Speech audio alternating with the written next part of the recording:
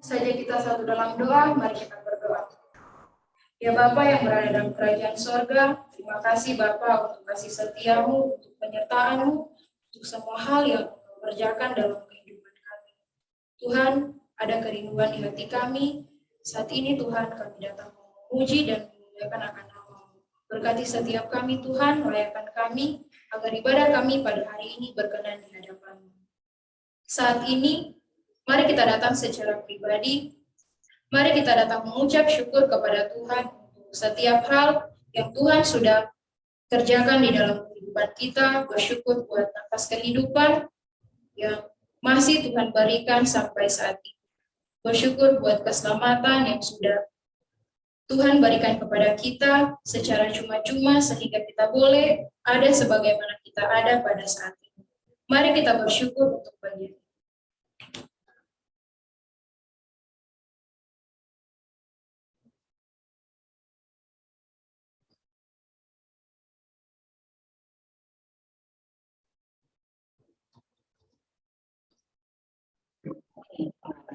Mari juga kita mengucap syukur buat studi dan pelayanan yang boleh kita kerjakan sampai saat ini. Bersyukur karena kita dapat dipercayakan untuk menjadi kawan sekerja Allah dalam kepelayanan ini, memiliki motivasi yang benar, dan Tuhan senantiasa menyertai kita. Mari kita bersyukur untuk bagian ini.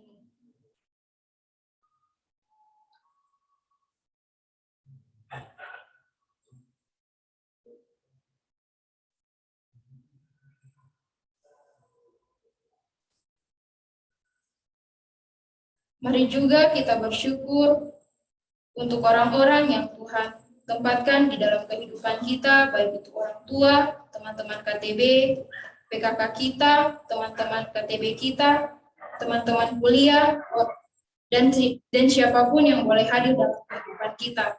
Mari kita bersyukur untuk setiap pribadi itu.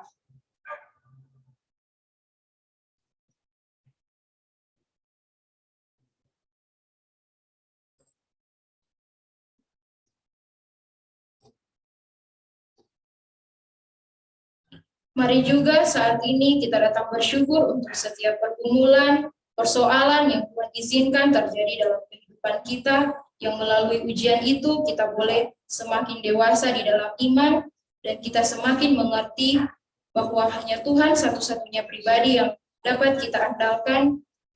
Mari kita bersyukur untuk bagian ini.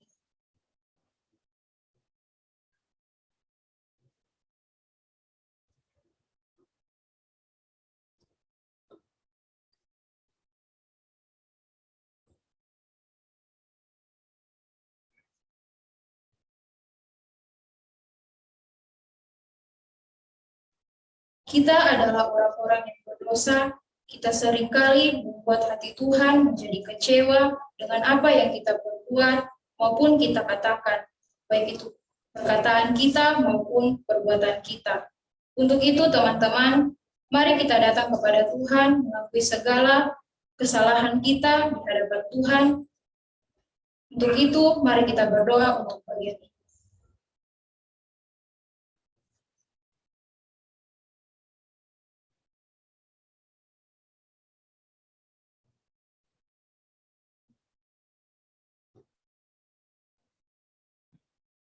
Terima kasih Tuhan, terima kasih Yesus. Bersyukur Tuhan untuk setiap kasih setiamu dalam kehidupan kami. Terima kasih Tuhan untuk nafas kehidupan yang masih boleh kami rasakan sampai saat ini. Terima kasih Tuhan untuk setiap pernyataan. Bapak, Engkau mendengar setiap apapun yang menjadi kabar syukur setiap pribadi kami ya Tuhan. Semuanya Tuhan dapat berkenan di hadapan. Saat ini ya Tuhan kami melaksanakan pembinaan CPKK ya Tuhan yang akan dibawakan oleh Karudi. Engkau memberkati hamba-Mu Tuhan, kiranya ia dapat tutur kata sesuai dan satu dengan kata. Pembinaan kami saat ini Tuhan kami serahkan ke dalam tangan kasihan. Ampuni setiap segala dosa yang telah kami perbuat dalam nama Yesus Kristus kami telah berdoa. Haleluya. Amin. Kepada Karudi kami persilakan.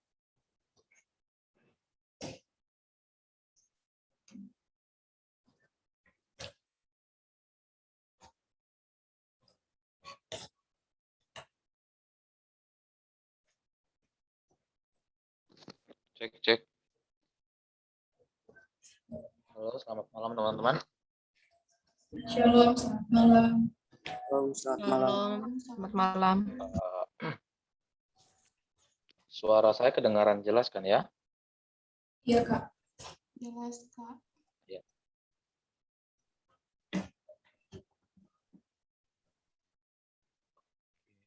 Ya.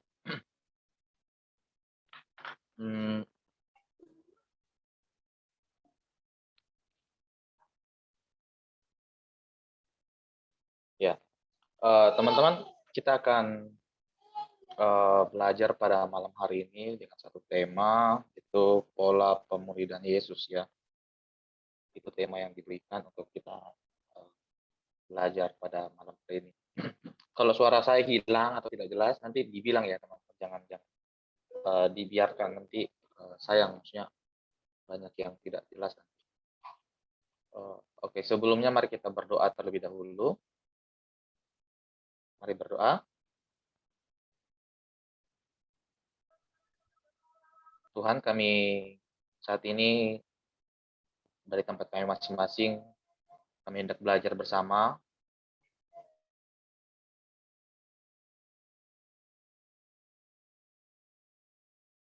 Belajar yang boleh meneladankan kepada kami, memuridkan murid-muridnya. Dan kami tahu dan kami yakini Tuhan itu juga yang Kau berikan kepada kami sebagai satu perintah, sebagai satu tugas yang terus kami kerjakan hingga saat ini Tuhan. Karena itu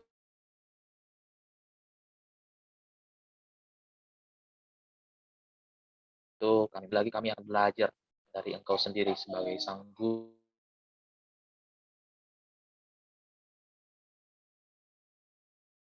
Kan. Itu kami serahkan di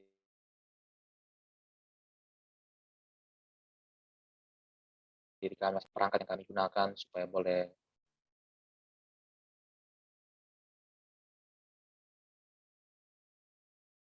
berjalan dengan sore hingga malam dengan baik. Engkau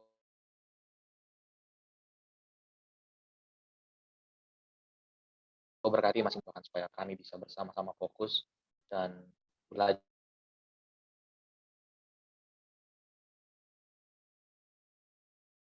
pada malam pengampunan. Kami mohon Engkau melayakkan kami.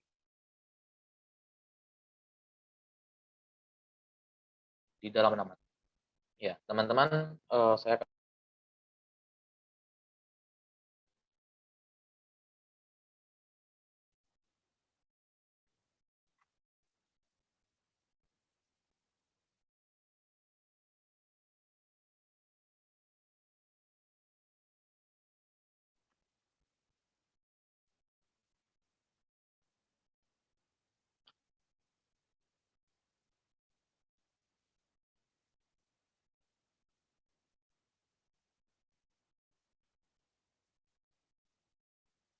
oke.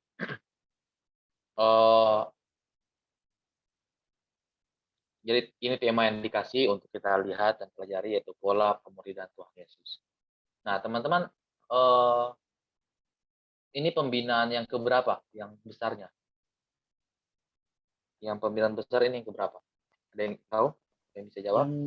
Yang keempat, Kak. Oh, yang keempat. Dari berapa materi? Yang besar? Dari 7 kalau tidak salah, Pak. 7. Oh, oke. Dari 7 ya.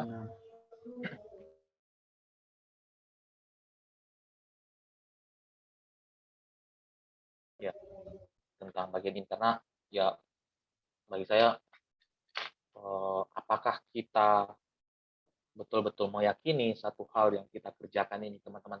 Apakah benar-benar meyakini, melayani sebagai PKK ke depan, itu berhubungan dengan keyakinan yang akan kita bahas bersama pada saat ini.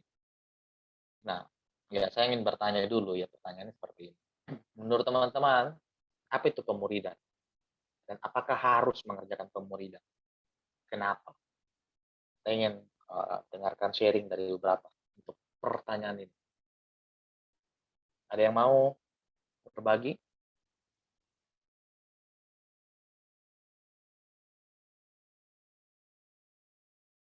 Yang belum?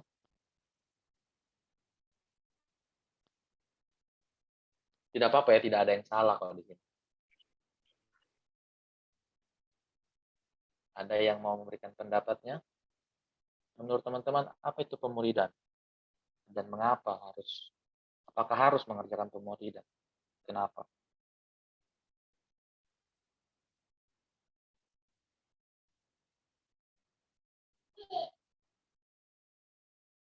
Ada yang mau? Kalau tidak, kakak tunjuk.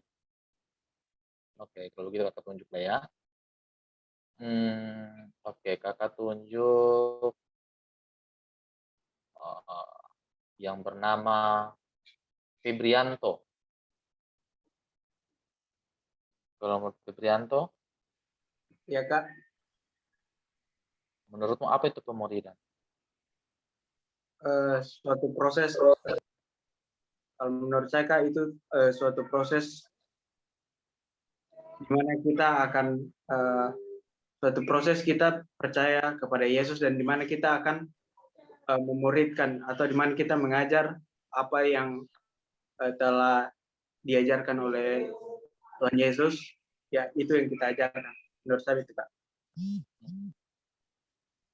Menurut Febrianto, apakah harus memuridkan? Iya, Kak, harus. Kenapa? Kalau menurut saya, Kak, salah satu dia punya patokannya itu ada di Amanat Agung. Kan bilang, pergilah dan jadikanlah seluruh bangsa muridku. Jadi di mana kita memuridkan supaya amanat agung itu tersampaikan. Menurut saya itu. Oke, itu menurut Ibrianto. Yang lain bagaimana? Kalau menurut Aprilia, Ponda.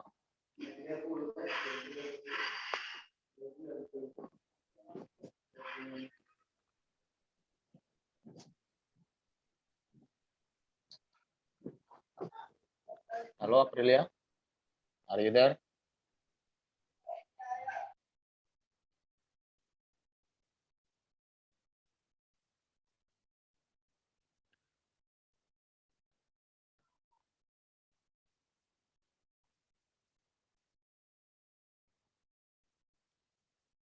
Aprilia tiada di tempat berarti ini. Oke, kalau gitu, kalau menurut Oisna,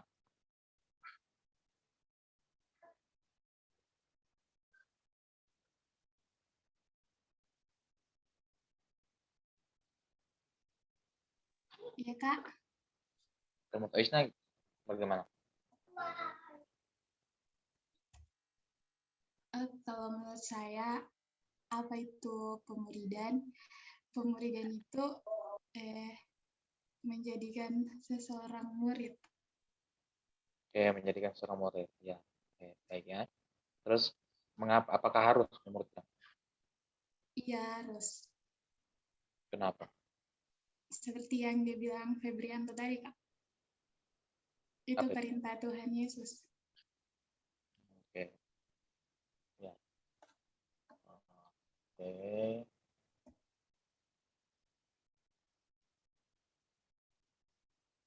Kalau menurut Rinaldi, menurut Rinaldi gimana?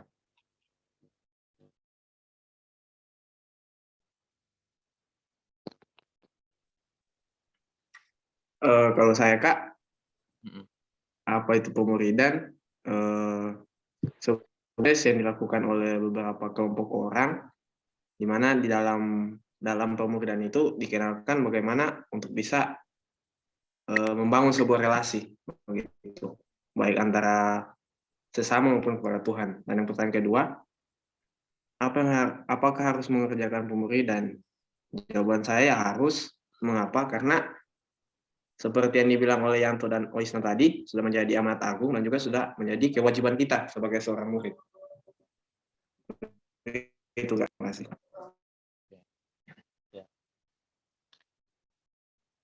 Ya, baik sekali ya. Oke, dalam hal itu kita punya pemahaman dan hal yang sama seperti itu. Nah, jadi seperti yang teman-teman katakan, apa itu pemuridan ya? Pemuridan itu kan ini. Ya, pemuridan itu adalah proses menjadi dan menjadikan murid. Jadi proses untuk menjadi. Nah, menjadi ini siapa? Ini bicara tentang kita. Kita menjadi murid. Dan juga menjadikan murid. Jadi proses menjadi murid dan menjadikan murid. Jadi kita menjadi murid, tapi juga menjadikan orang sebagai murid. Nah, itu ada proses kan, ada proses. Nah, proses itu berarti apa? Ya, proses itu berarti itu sebuah tahapan yang tidak serta merta jadi, langsung jadi, langsung jadi. Tapi itu melalui satu proses, satu ada jangka waktu, ada proses pembentukan, melalui proses pembentukan, dan itu tidak berhenti, itu terus jalan, dan kapan, sepanjang apa perjalanan itu adalah sepanjang umur kita hidup. Jadi sepanjang kita hidup kita menjadi murid. Jadi titik ending kita menjadi murid adalah ketika kita menghembuskan nafas terakhir. Seperti itu. Dan ketika kita dalam proses menjadi murid, kita pun dituntut untuk menjadikan orang lain sebagai murid. Jadi menjadi itu berkaitan berarti diri kita, ngurusi diri kita sendiri. Tapi menjadikan itu berkaitan dengan orang lain, untuk menjadikan orang lain murid. Jadi itu. Nah, kenapa memuridkan? Ya, kenapa pemuridan? Karena ya satu hal, kita punya keyakinan bahwa Yesus menginginkan seorang murid. Ya, di dalam Matius 10 ayat 37 sampai 38 kita teman-teman bisa lihat, coba Matius 10 kita lihat. Matius pasal 10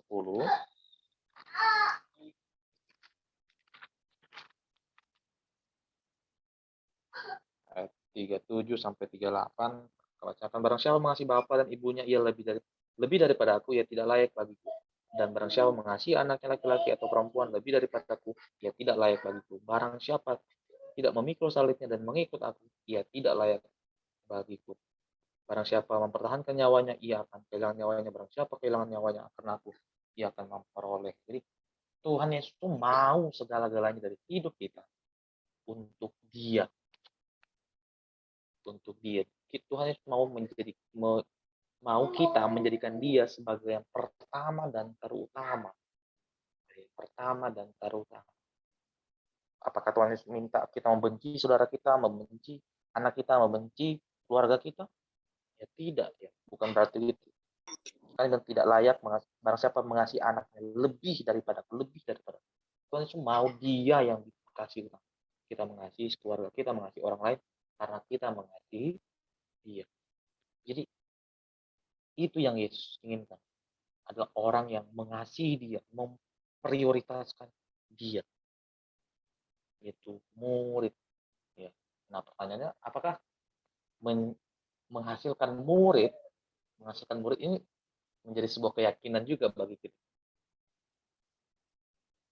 Apakah kita menginginkan menjadikan satu keyakinan yang kuat, yang kokoh untuk menghasilkan murid?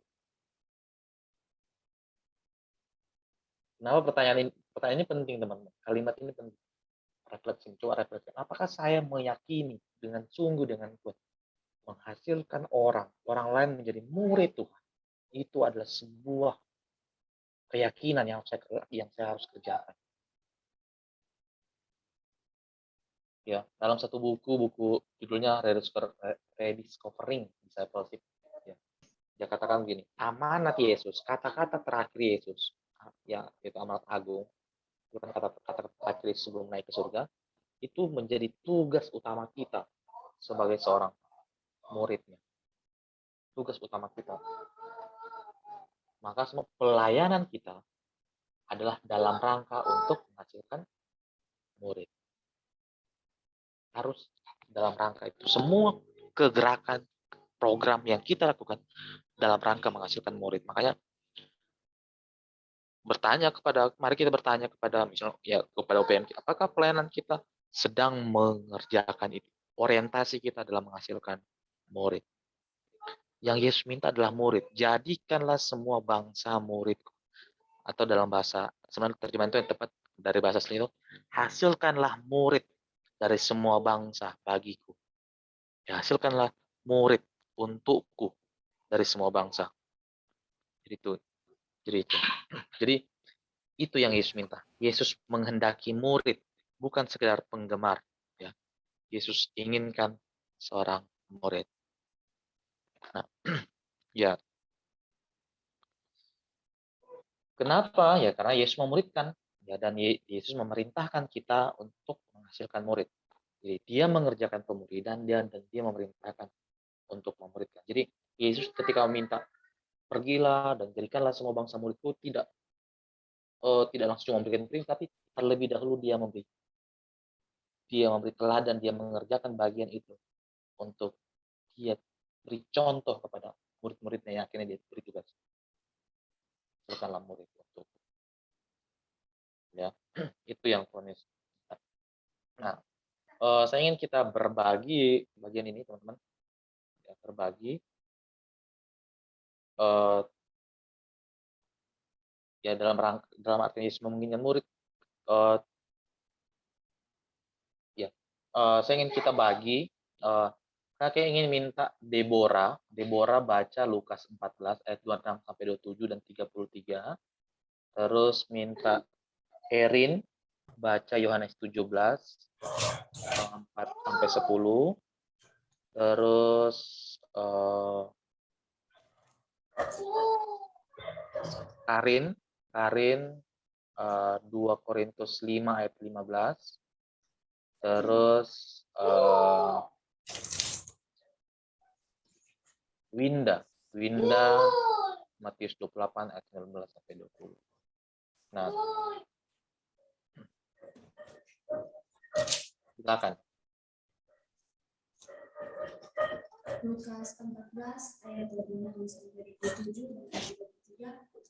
Jikalau seorang datang kepadaku dan ia tidak membenci bapaknya, ibunya, istrinya, anak-anaknya, saudara-saudaranya laki-laki atau bahkan nyawanya sendiri, ia tidak dapat menjadi muridku. Barang siapa tidak memikul salibnya dan mengikut aku, ia tidak dapat menjadi muridku.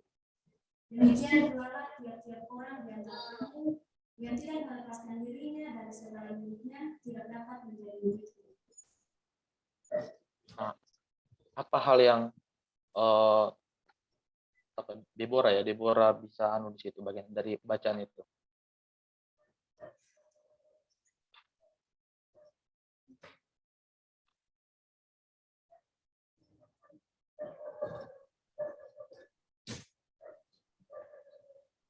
Apa yang Yesus inginkan dari situ?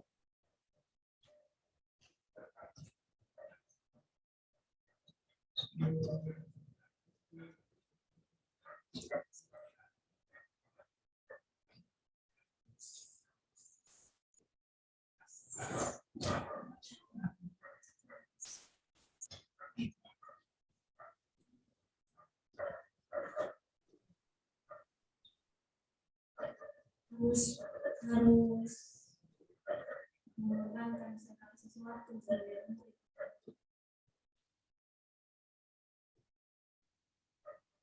Bagaimana, Deborah?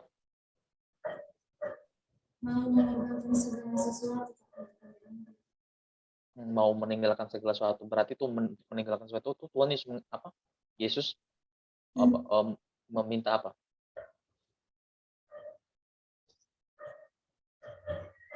Meminta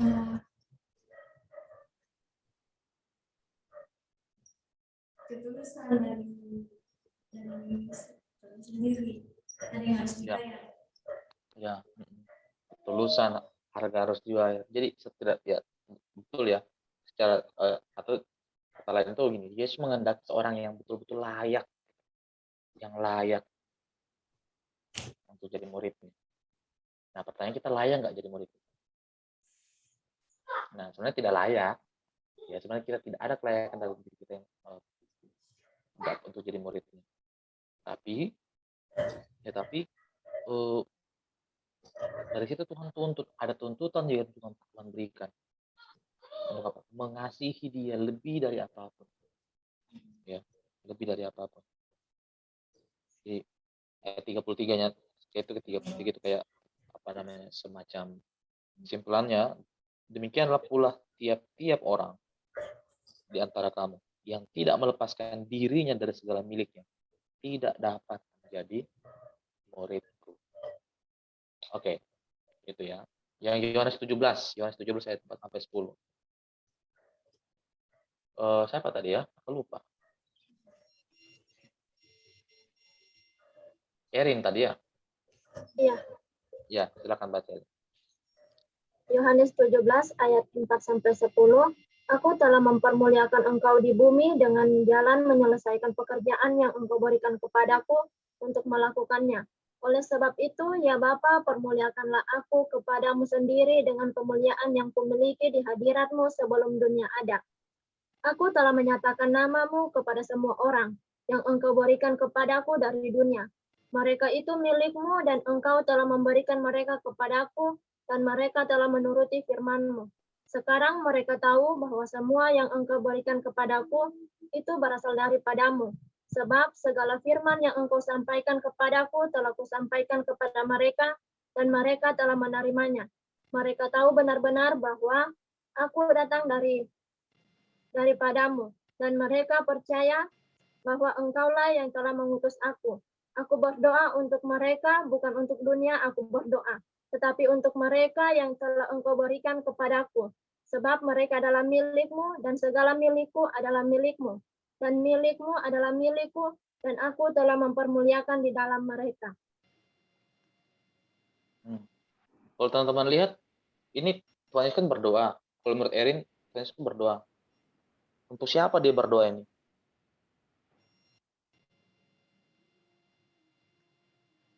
Kalau menurut saya, Kan kata ada mereka ini siapa yang dimaksud? Tuhan Yesus berdoa untuk murid-muridnya. Nah, murid-murid yang mana yang dimaksud? Di sini kan tidak ada. Iya, memang tidak jelas disebutkan. Ke-12 muridnya itu, tetapi di sini kalau saya ambil kesimpulan bukan ke-12 murid-muridnya, tetapi kita termaksud murid-muridnya. Oh, begitu. Iya. Ya. Coba perhatikan ayat 4. Aku telah mempermuliakan engkau di bumi dengan jalan menyelesaikan pekerjaan yang kau berikan kepadaku untuk melakukannya. Jadi Tuhan Yesus berkata bahwa aku telah mempermuliakan engkau, Bapa, berarti aku telah mempermuliakan engkau ya Bapa di bumi. Yaitu apa? Dengan apa? Menyelesaikan pekerjaan yang kau berikan kepadaku untuk melakukan. Nah, ini pekerjaan apa yang dimaksud?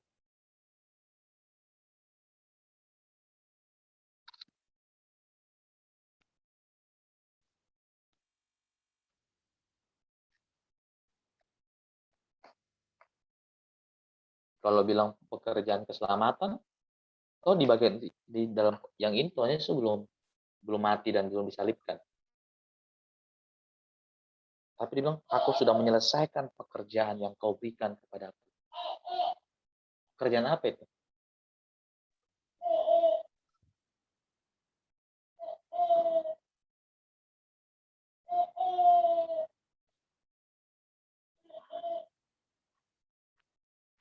Ada yang mau jawab? Pemulihan, Kak. Memuridkan, Kak. Pekerjaan Iya. memurid. Iya, pekerjaan memuridkan. Jadi Tuhan Yesus bilang itu adalah ketika dia bilang, saya sudah mempermuliakan engkau Bapa dengan bagaimana caranya? Dengan memuridkan. Nah, siapa yang dimuridkan? Ya Tuhan Yesus memuridkan 12 orang, seperti itu. Nah, jadi fokus di dalam doa ini ya bicara tentang 12 orang itu sebenarnya. Jadi Yesus mendoakan 12 orang itu sebenarnya. Ya, yang besarnya ya termasuk kita tentu, tapi konteks ceritanya, konteks doanya itu bicara tentang 12 orang karena yang Yesus sudah lakukan, yang Yesus berikan hidupnya untuk dia fokuskan hidup selama 3,5 tahun pelayanannya itu adalah 12 orang itu. Nanti kita akan lihat prinsip-prinsipnya. Bagaimana polanya Tuhan Yesus memuridkan 12 orang itu. Kita akan lihat nanti. Kan itu temanya ya. Jadi pekerjaan yang Bapa Yesus yang diberikan Bapa kepada Yesus. Jadi kenapa Yesus menginginkan murid? Karena itu pekerjaan yang Bapa berikan untuk Yesus kerjakan. Jadi itu bukan sekedar Yesus, ngapain ya selama saya tunggu saya tunggu kematianku selama 3 tahun lagi, ngapain lah ya saya. Jadi itu bukan pekerjaan iseng, tapi karena itu yang salah satu tugas yang Tuhan Yesus lakukan, yang Bapa berikan untuk dia lakukan selama dia di muka bumi ini. Jadi bukan pekerjaan iseng. Oke, itu ya, itu poinnya. Oke, lanjut ke 2 Korintus 5 ayat 15. Ini tadi siapa? Kakak lupa. Saya, Kak. Ada yang, ya silakan. 2 Korintus 5 ayat 15. Dan Kristus telah mati untuk semua orang, supaya mereka yang hidup tidak lagi hidup untuk dirinya sendiri, tetapi untuk Dia yang telah mati dan telah dibangkitkan untuk mereka. Dari ayat ini bagaimana Karin melihat Yesus menginginkan murid? Kalau menurut saya, Kak, di sini Tuhan menginginkan orang itu untuk memuridkan sesama, supaya kita itu tidak hidup untuk dirinya kita sendiri, dan itu semata-mata untuk Tuhan yang telah mati dan telah dibangkitkan untuk kita, untuk mereka. Kenapa Yesus dia merela mati? Bagaimana, Kak? Kenapa Yesus rela mati? Benar Kak? Kenapa Yesus rela mati?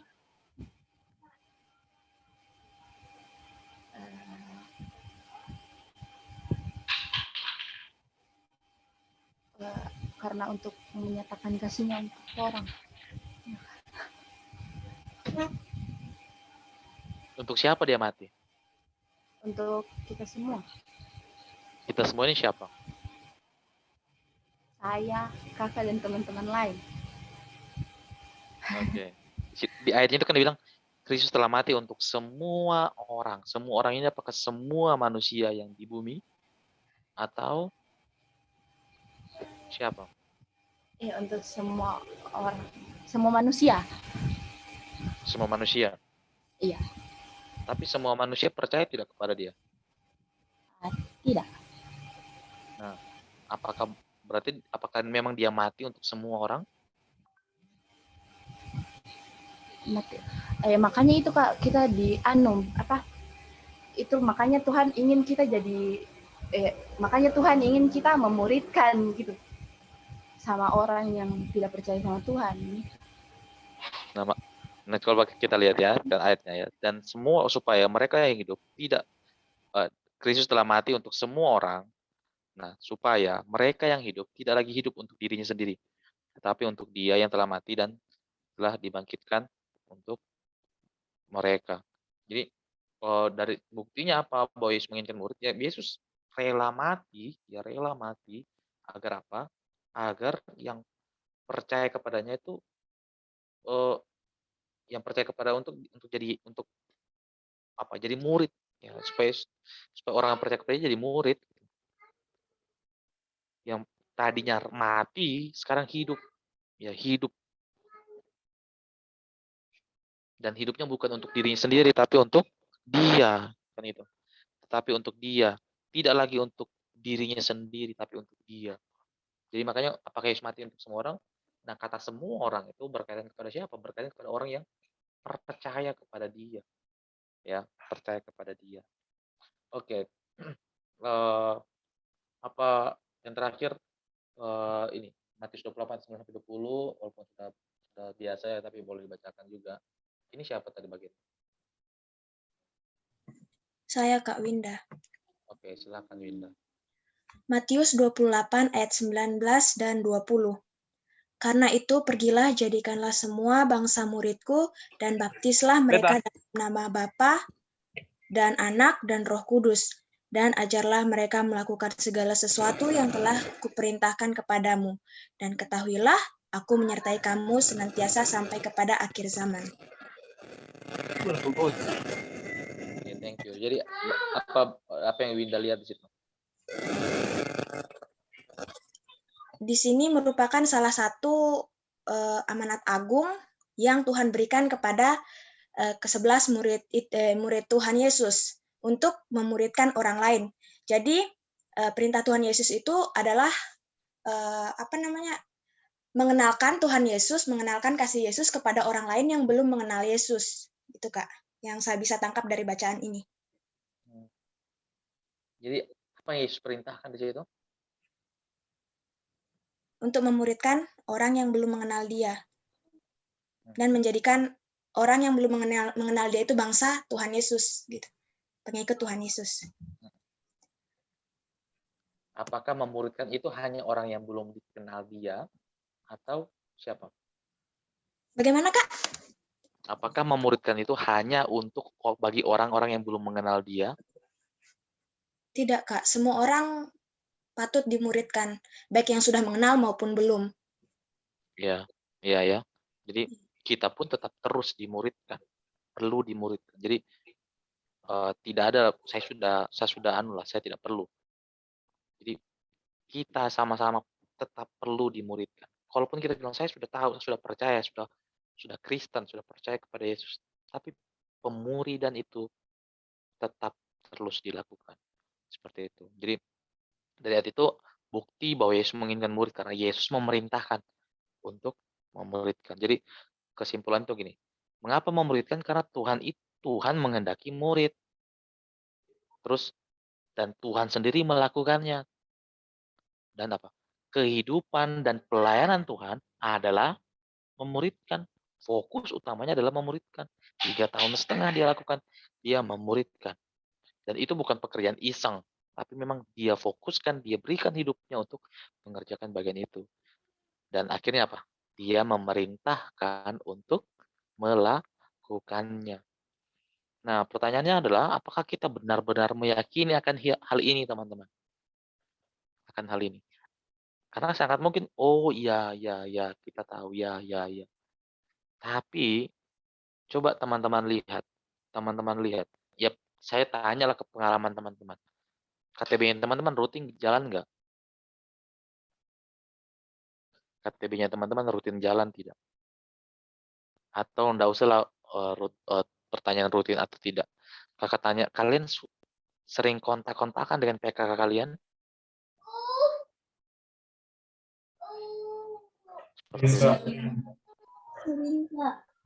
Sering. Oke. Nah, karena kan ya data yang kakak tanya sebelumnya untuk bagaimana KTB di UPMKIP, ya banyak yang nggak jalan. Ya. Jadi apa ya? Kita tuh biasanya banyak yang ambil komitmen di awal gitu. Saya mau memuridkan, mau ambil murid. Tapi endingnya banyak akhirnya ya nggak jalan. Kenapa nggak jalan? Banyak lagi tugas akhir, lagi persiapan ini, persiapan itu. Apalagi kalau karena pengurus, saya lagi sibuk bagi pengurus, lagi sibuk ini, kerjakan itu. Jadi ya teman-teman harus kita lihat bahwa esensi pelayanannya kita dan pelayanan UPMKIP adalah sebenarnya adalah memuridkan. Visi pelayanan UPMKIP itu adalah setiap orang itu bertumbuh menjadi murid yang taat, setia, dewasa, bertanggung jawab. Nah, itu menjadi murid. Itu jadi murid. Seperti itu. Nah, saya ingin aja kita melihat fokus ke ayat yang tadi ya, 17 tadi ya. Yohanes 17 ayat 1 sampai 19. Nah, kita tidak perlu baca lah, tadi sudah dibacakan juga sama Erin seperti itu. Jadi ya Yesus menyelesaikan pekerjaan Bapa, yaitu memelihara murid, menghasilkan murid seperti itu. Nah, terus apa? Yesus juga doakan murid-muridnya itu. Yesus tahu dan Yesus punya visi ketika dia murid, dia punya visi, dia punya gambaran menjadi murid seperti apa yang akan dia lakukan itu. Nah, akhirnya Yesus mengutus mereka. Tuhan Yesus mengutus mereka. Jadi kalau kita lihat pemuridan yang Tuhan Yesus lakukan itu apa ya? Menjadi satu pusat pelayanannya, seperti itu. Nah, makanya prinsip secara itu kita akan lihat belajar ini. Selanjutnya kita akan belajar ini. Ada beberapa prinsip dari pemuridan Tuhan Yesus. Nah, prinsipnya itu adalah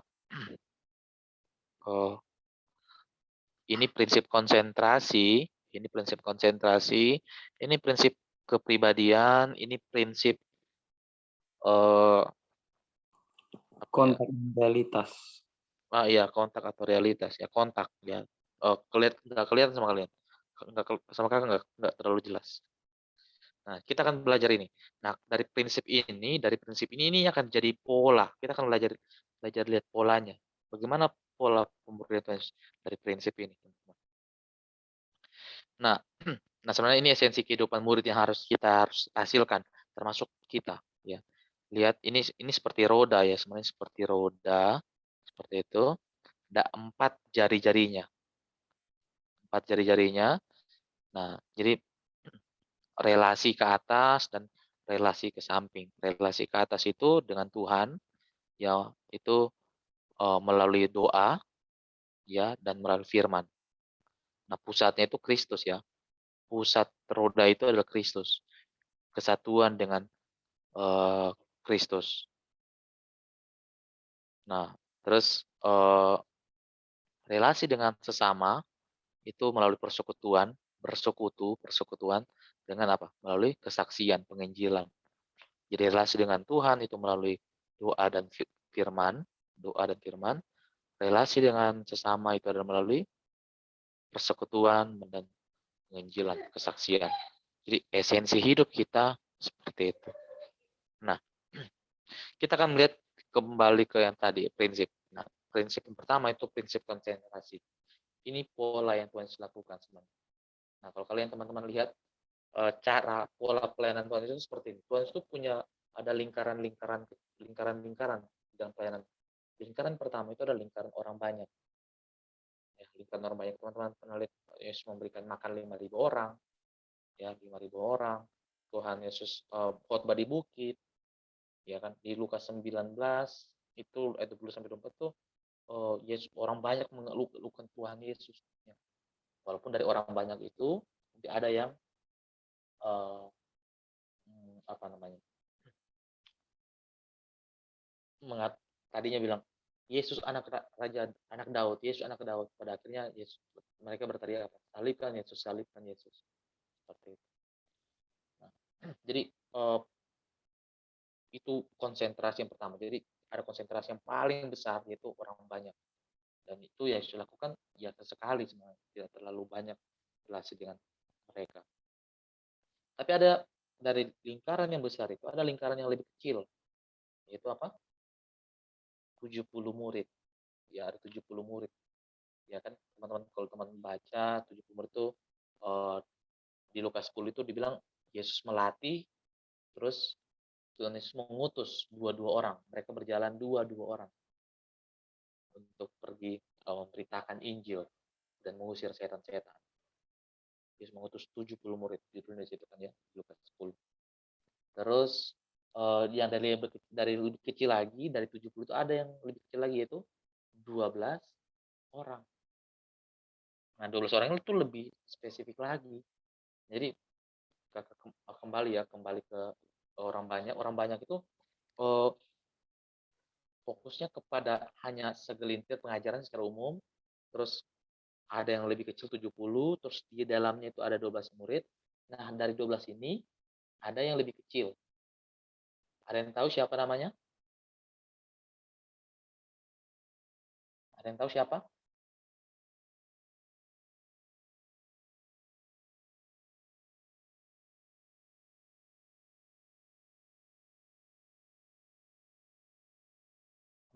Itu Petrus, Yakobus, dan Yohanes. Nah, dari 3 orang ini ada yang lebih kecil lagi yang Tuhan Yesus banyak konsentrasikan hidupnya, pelayanan itu Petrus. Ya, Petrus. Nanti kita akan coba jelaskan sedikit. Nah, pertama pelayanan yang tadi orang banyak itu pelayanan kepada massa, kepada banyak orang. Ya. Nah, apa yang Yesus lakukan kepada orang banyak itu ya Yesus lebih banyak mengajarkan secara umum, pengajarannya umum. Tapi relasi dengan orang itu, sentuhan dengan orang-orang itu secara pribadi itu sedikit sekali, minim sekali.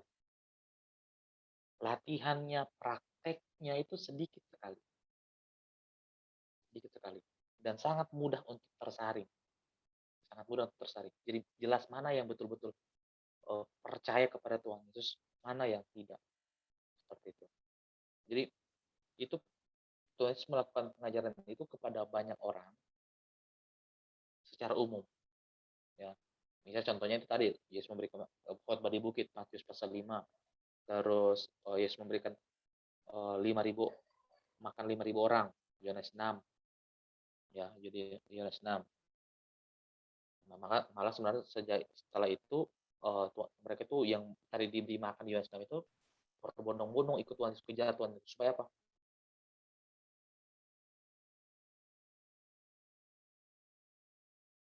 Mau dijadikan raja. Nah, makanya itu Tuhan tegur sebenarnya imannya.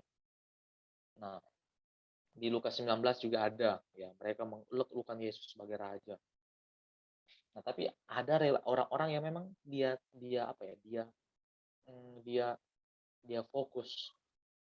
Dari orang banyak itu dia ini tidak masuk 70, tidak masuk ke 12, tidak masuk ke 3, tidak masuk ke 1 tadi. Tapi ada orang-orang personal yang Tuhan Yesus layani. Misalkan Nikodemus, ya, di Nikodemus ada juga perempuan Samaria, ya, perempuan Samaria, ada Marta, Maria dan Marta, 2 bersaudara, saudaranya apa sih namanya nih? Apa satu saudaranya laki-laki itu namanya? Ada ingat? Saudaranya Maria dan Marta yang dibangkitkan Tuhan Yesus? Lazarus ya.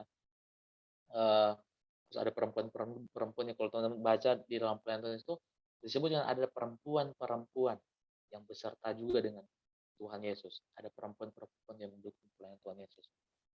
Seperti itu. Jadi ini pelayanan kepada orang banyak, tapi pengajarannya lebih banyak pada pengajaran. Praktiknya, sentuhan, relasi dengan pribadi itu minim. Seperti itu. Makanya kalau teman-teman lihat di Yohanes itu akhirnya banyak yang mendengarkan pengajaran Tuhan Yesus, dibilang apa? Mereka mundur. Di Yohanes pasal 6. Ya, banyak murid-murid yang mengundurkan diri. Yohanes pasal 6 ayatnya yang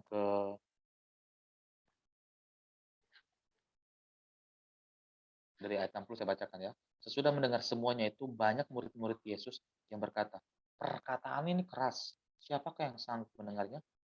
Yesus yang dalam hatinya tahu bahwa murid-murid yang bersungut-sungut tentang hal itu, berkata kepada mereka, adakah perkataan itu menggoncangkan imanmu? Nah ya, jadi akhirnya murid-murid itu mundur, ya murid-murid itu mundur karena merasa pengajaran Tuhan Yesus terlalu berat, terlalu keras, seperti itu. Nah,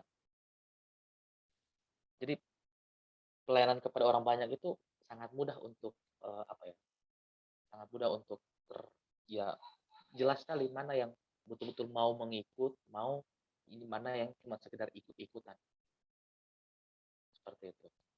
Nah makanya sebenarnya pola pelayanan yang masa ini yang ya itu pelayanan besar, pelayanan ibadah PB seperti itu.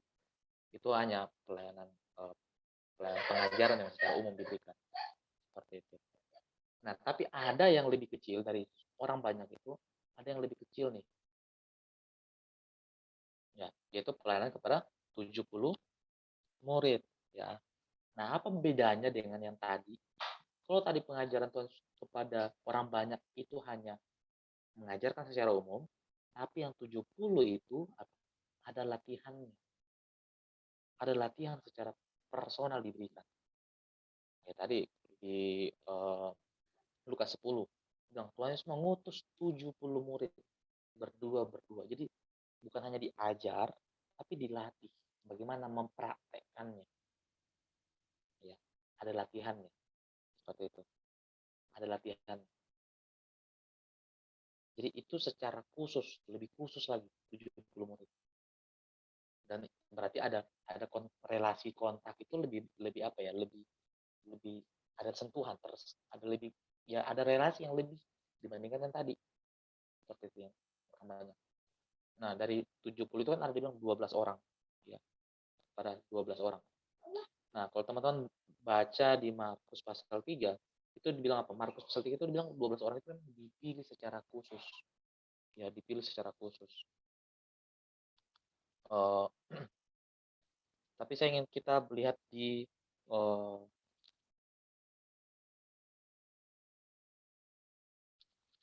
Matius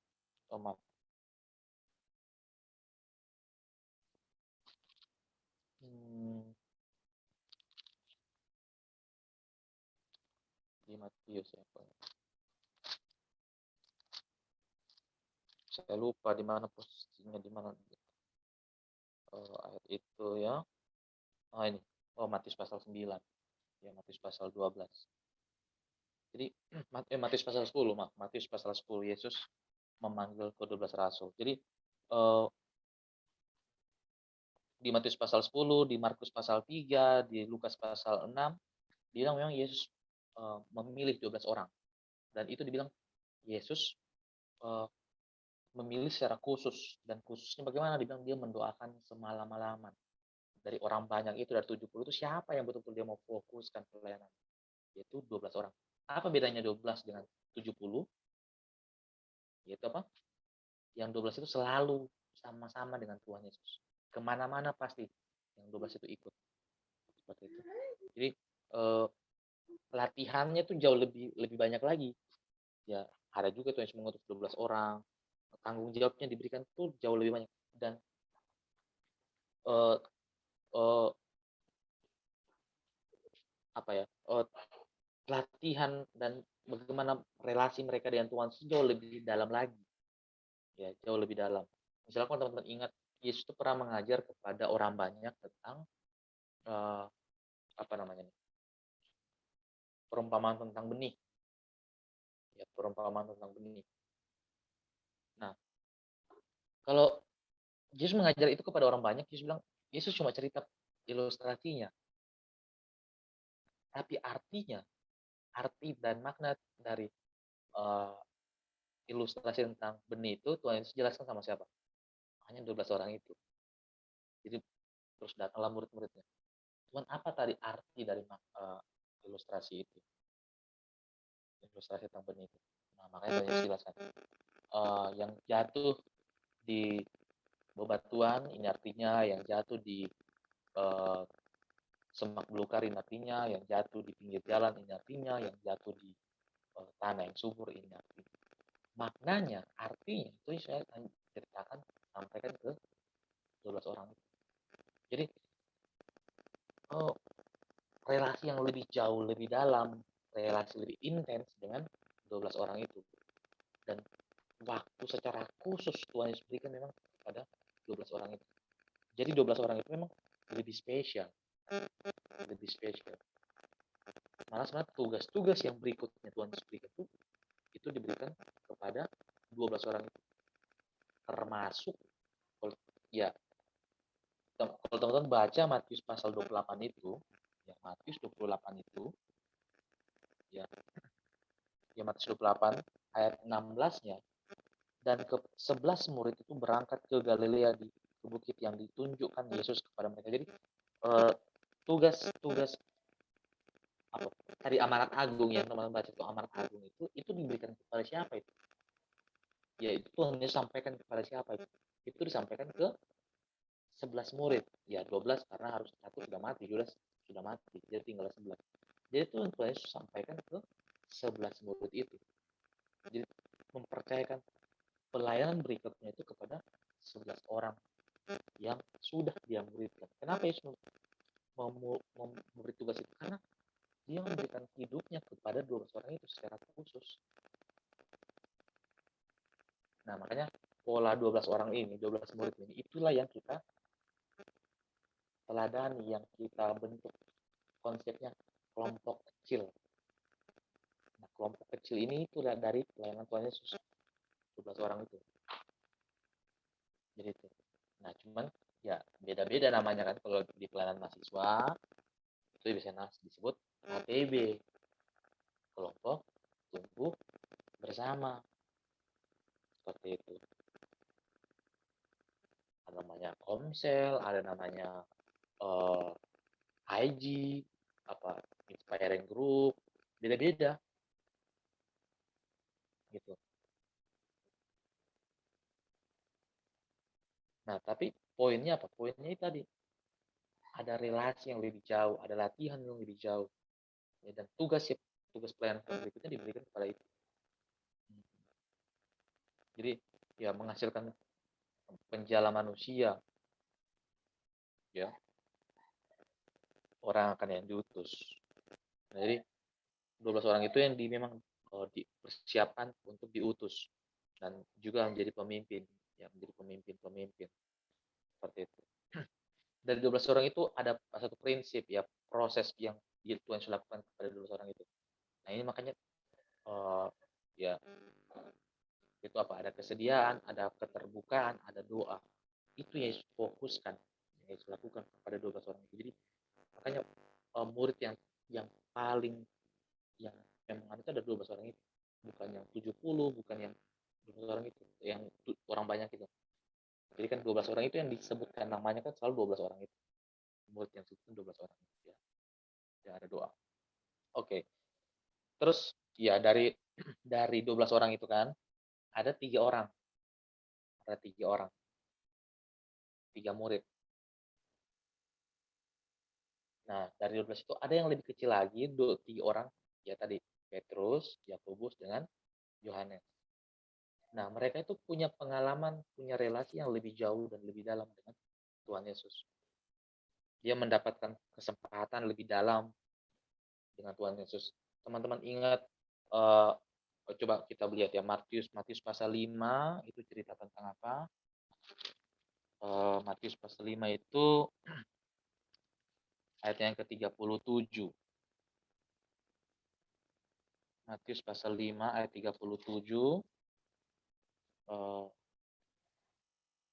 37 38 jika Markus ya, Markus.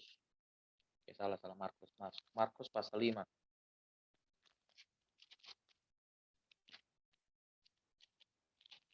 Markus pasal 5 ayat 37. Nah, kakak bacakan 37. Lalu Yesus tidak memperbolehkan seorang pun ikut serta kecuali Petrus, Yakobus, dan Yohanes, saudara Yakobus. Mereka tiba di rumah kepala rumah ibadah dan di sana dilihatnya orang-orang ribut menangis dan meratap dengan suara nyaring. Jadi ini ketika Tuhan Yesus membangkitkan anaknya Yairus. Yesus ajak hanya 3 orang itu. Jadi punya pengalaman lebih khusus tuh 3 orang itu. Di Markus pasal 9, kalau teman-teman lihat Markus pasal 9 itu apa tuh? Yesus dimuliakan di atas gunung itu, bacakan ayat 2 ya. 6 hari kemudian Yesus membawa Petrus, Yakobus, dan Yohanes, dan bersama-sama dengan mereka ia naik ke sebuah gunung yang tinggi. Nah, di situ kan Tuhan Yesus ketemu dengan Elia dengan Musa, penampakan. Ya ada penampakan diri Yesus dengan Musa. Dan di situ Yesus dengan kemuliaannya juga. Nah, 3 orang itu menyaksikan itu tuh. Lihat, makanya Petrus bilang, wah kalau begitu kita tidak usah pulang, kita akan dirikan tenda saja di sini. Ya kan? Jadi 3 orang itu punya pengalaman yang lebih khusus lagi. Di Markus 14 juga demikian. Markus 14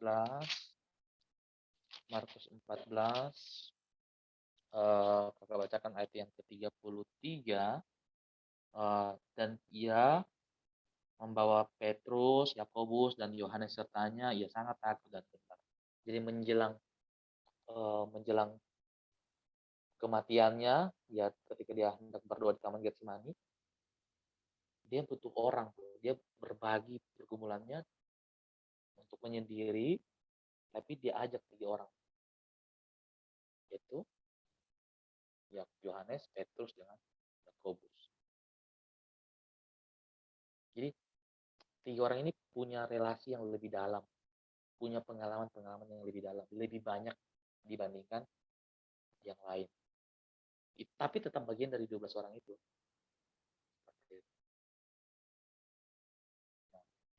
Ya ini penampakannya tadi Musa dengan Elia. Nah, dari 3 orang itu ada 1 orang yang lebih dalam lagi. Tadi sebutnya siapa namanya?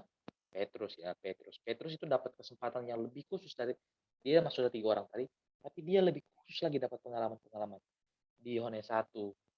Di Yohanes 1. Kalau teman-teman katanya, menurut kalian di mana Tuhan Yesus itu ketemu dengan Petrus pertama kali? Ada yang tahu ceritanya?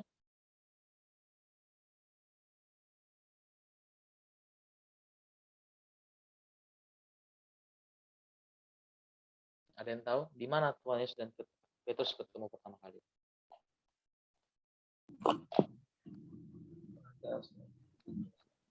Ketika apa? Menjala ikan. Oke, menjala ikan. Ada lagi? Danau Galilea, Kak. Di Danau Galilea. Oke, di Danau Galilea. Nah, coba kita lihat ya. Kita lihat Yohanes pasal 1.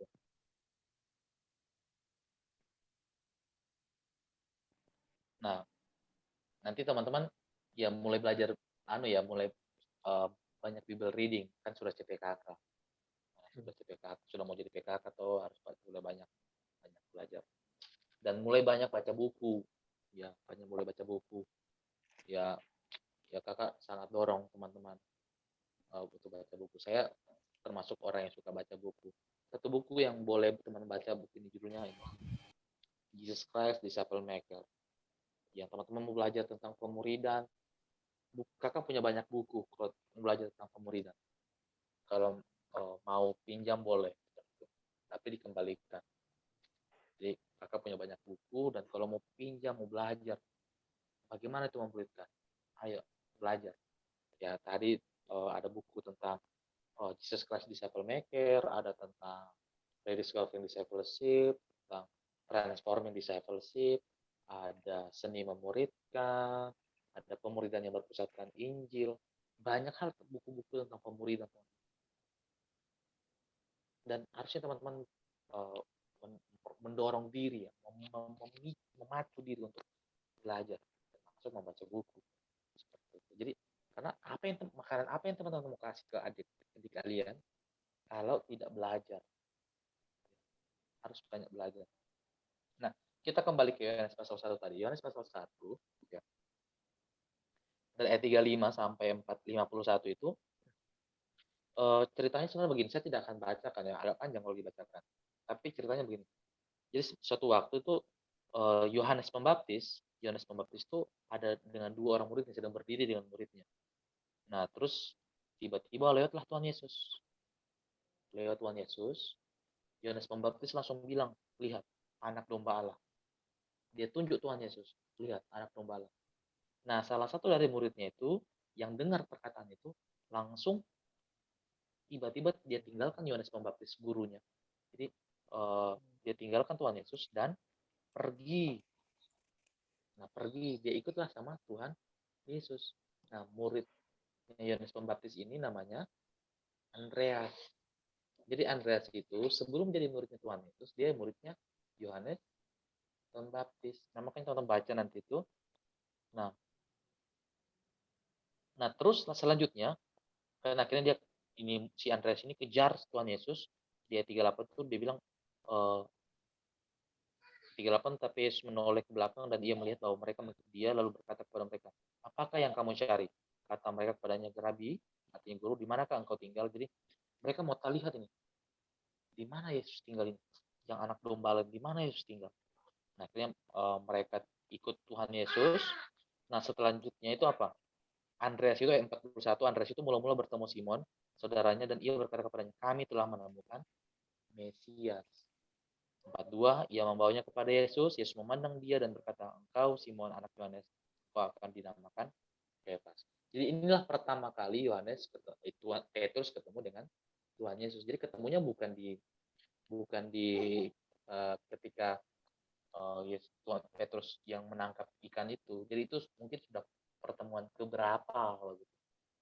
Makanya itu kan akhirnya Tuhan Yesus ajak, baik, kamu akan kujadikan penjala manusia.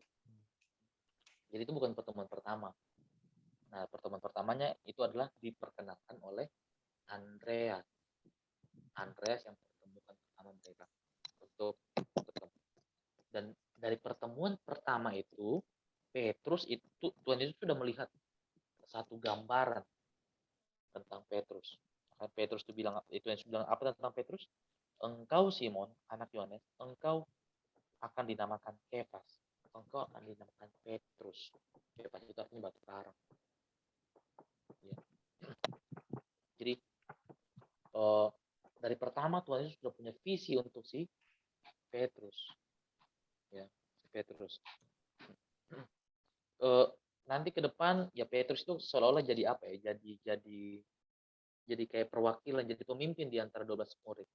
Ya, memang dia adalah soko guru. Nanti kalau teman-teman lihat di kisah para rasul itu jadi soko gurunya. Dia itu pemimpin dari 12 rasul itu.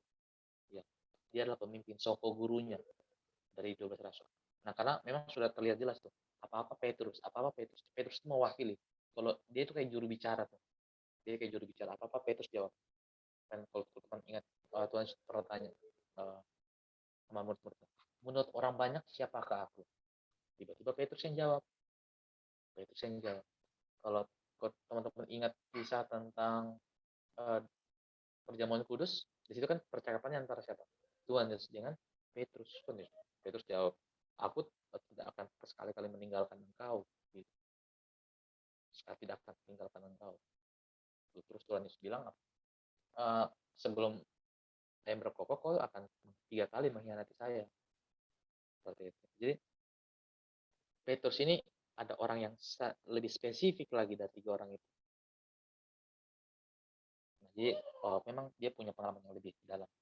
Nah, ini pola pelayanan Tuhan Yesus, teman-teman. Pola pemuridannya Tuhan Yesus.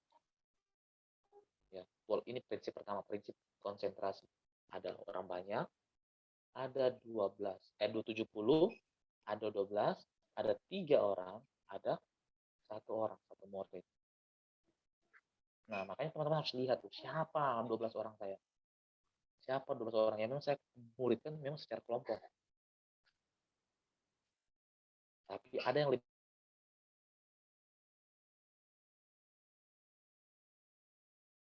kecil lagi. Dan ada yang lebih spesifik lagi. 1 orang. Seperti itu. Nah, itu ya. Itu pola yang prinsip yang pertama. Kita lanjut ke prinsip yang selanjutnya. Oh, ini penerapannya. Penerapan konsentrasi. Jadi,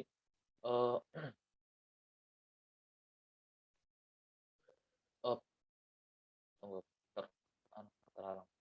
Pelayanan utama Tuhan Yesus adalah memuridkan sedikit orang, ya. Jadi dia tidak memuridkan banyak orang, tapi memang pada sedikit orang. Nah, kriteria yang Tuhan Yesus itu bagaimana orang yang dimurid itu adalah ini, 4. Jadi Tuhan Yesus tidak memuridkan sembarang orang, tapi orang yang punya ini, FAT, faithful, dia mau setia. Ada available. Available itu apa? Dia mau sedia untuk dimuridkan. Dia mau setia dimuridkan, dia mau sedia dimuridkan, tapi dia juga mau diajar. Teachable. Ya. Jadi teman-teman, ya ketika teman-teman murid itu, ya tidak harus semua, tapi perjuangkanlah ini. Mana orang-orang yang mau setia, orang yang mau sedia, dan orang mau yang betul-betul mau diajar. Nah, apakah kelompok kecil menjadi pelayan utama di UPMKIP? Ya, secara organisasi iya ya. Tapi mari kita lihat apakah betul masih terus diperjuangkan bagian itu. Oke. Thank you, Gustav. Ya, 7 menit lagi ya. Kita dengan cepat bagian ini. Selanjutnya tidak terlalu lama. Oke, kita lanjut.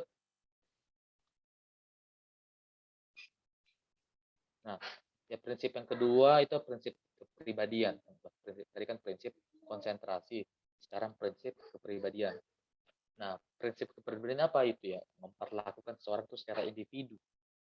Jadi, panggilan secara individu, mengenal secara individu, memulai dengan segala keberadaannya, membangun sesuai dengan potensi yang ada padanya, membangun sesuai dengan kekhasannya, memakai keadaan-keadaannya, kadang-kadang menegur. Jadi setiap orang itu punya ya pribadinya. Jadi tidak harus selalu berkelompok, tapi personal demi personal. Ya, personal demi personal. Nah, jadi ya secara itu bisa digambarkan begini. Kita bukan hanya sekedar tahu dengan orang itu, teman-teman. Maksudnya mau tahu dia begini. Tapi kita harus punya pengalaman yang lebih dalam dengan dia. Ya. Dan akhirnya kita bisa membangun keyakinan pribadinya. Ya, keyakinan pribadinya. Dan akhirnya untuk ini jadi kehidupan murid. Ya.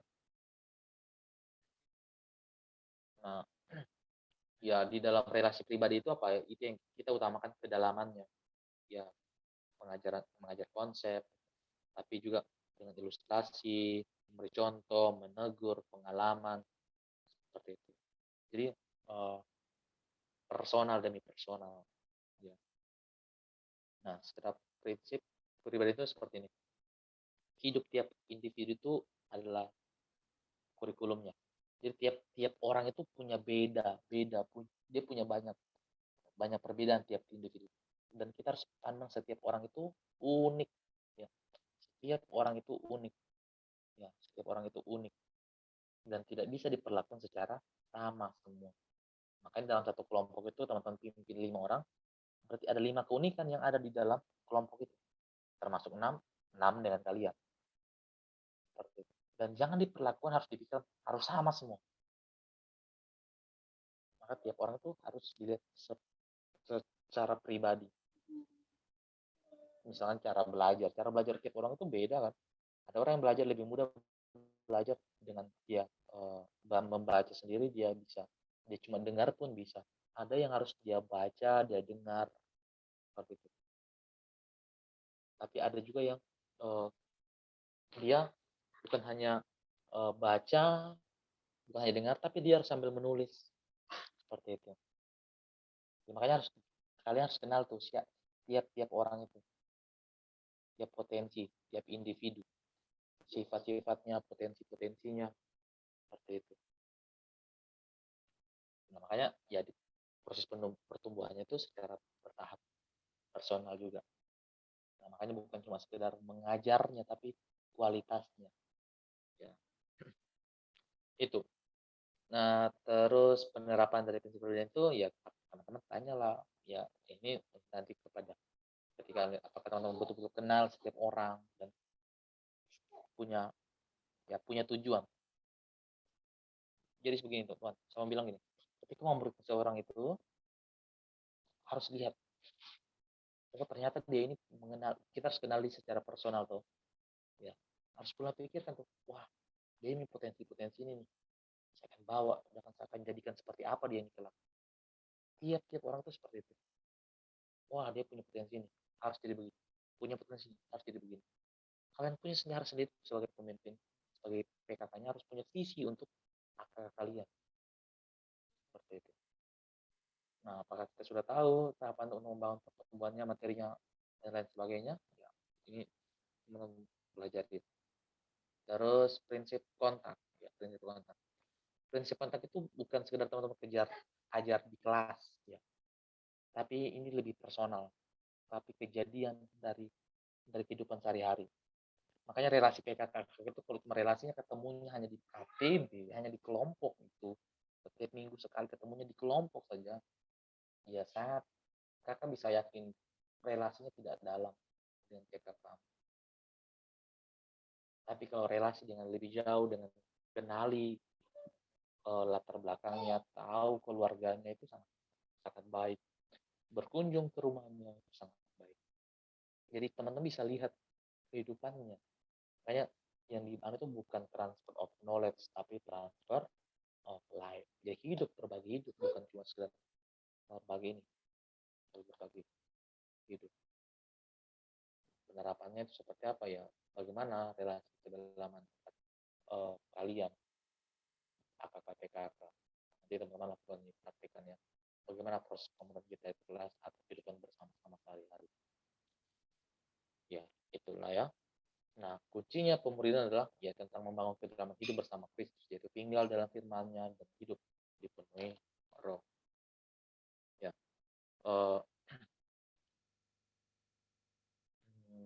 ini tahapan pertumbuhan sebenarnya ini ada tangganya, teman-teman. Tapi saya ingin lihat ini dari ini orientasi pemuridan itu apa? Itu orang,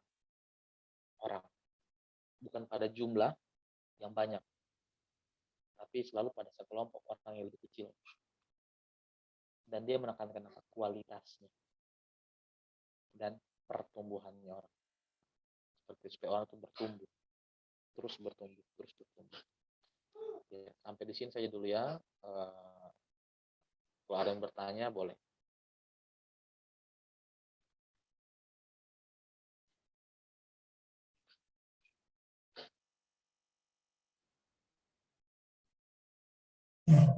Baik, diucapkan terima kasih kepada Kak Budi yang telah menyampaikan beberapa materi. Selanjutnya kita akan masuk dalam sesi tanya jawab. Kepada teman-teman yang ingin bertanya, disilakan.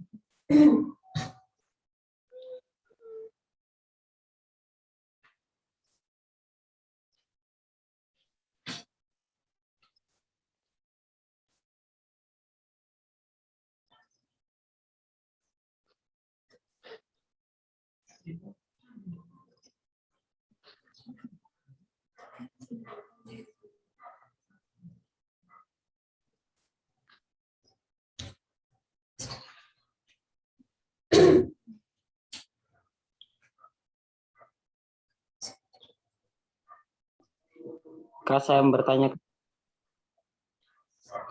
Oke. Boleh, silakan. Baik Kak, saya mau bertanya, jikalau misalnya kan contohnya misalnya jarang KTB kan yang Kakak bilang tadi, permasalahannya sekarang ini banyak yang CPKK ini yang jarang KTB toh. Kemudian bagaimana itu caranya CPKK itu tipsnya? Maksudnya tips bagi CPKK itu kan dalam memimpin kelompok kecil nanti ini mereka membutuhkan juga bagaimana langkah-langkah tahapan, sementara proses yang mereka alami pun belum cukup, dan maksudnya apa tips, maksudnya arahan yang harus dilakukan dan begitu Kak. Terima kasih Kak. Kan mungkin itu akan berpengaruh pada CPKK-nya itu, mungkin dia bimbang mau ambil atau tidak mungkin dalam pembinaan kelompok kecil ini atau bagaimana begitu Kak. Terima kasih Kak. Oke, thank you Akhil. Pertanyaan yang baik ya. Ya, ya bagaimana? Ya tetap harus KTI harus. Jadi harus dicari komunitas itu. Jadi kita tetap harus diisi. Kita nggak bisa hanya mengisi. Kecuali teman-teman bisa bilang saya bisa mengisi diri saya sendiri. Ya saya pun teman-teman saya pribadi saya sampai sekarang masih punya relasi dengan PKK saya. Masih sering ketemu seperti itu. Jadi karena apa? Saya sadar itu kebutuhan saya gitu. Saya pimpin cukup banyak KTB saya pimpin. Saya dampingi beberapa PMK. Saya tidak bisa kalau saya hanya ya saya memang menuntut diri saya, akhirnya saya harus banyak belajar sendiri juga, memberi makan diriku sendiri. Seperti itu. Tapi saya tetap butuh relasi dengan orang seperti itu. Nah, makanya bagi saya harus cari. Nah, misalkan kondisinya KTB dan PKK tidak jalan, maka tanya PKK kamu, Kak, masih mau KTB-kan saya? Seperti itu. Kalau tidak, ya bentuklah satu komunitas, satu kelompok yang memang kalian bisa belajar bersama-sama, tapi secara rutin. Seperti itu. Jadi jangan menunggu gitu. Soalnya di sini juga ada Naldi ya, ada kelompok yang saya pimpin juga, dia menjadi kelompok yang saya pimpin juga. Seperti itu. Cuma kami jarang ketemuan. Karena akhirnya jarang pertemuan dengan dia. Cuman dengan satu Evan ya, seperti itu. Dan saya tahu maksudnya itu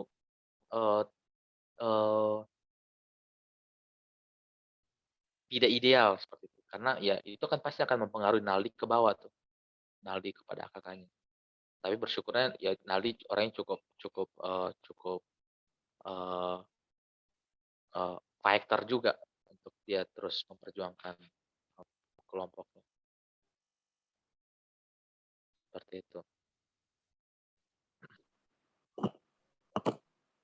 Jadi kebutuhan akan komunitas, kebutuhan akan kelompok itu penting seperti itu. Makanya saya selalu bilang kita tidak bisa single fighter, tidak bisa berjuang sendiri. Maka temukanlah orang yang betul-betul kau bisa berbagi hidup, ya berbagi hidup untuk menolong orang bertumbuh. Jadi menolongmu jadi murid dan juga menolong orang lain jadi murid.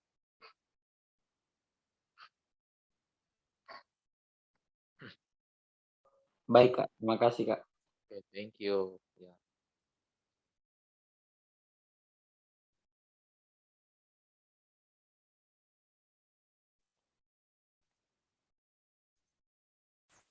Oke, terima kasih Akhil. Untuk teman-teman lain masih ada yang mau bertanya? Silakan.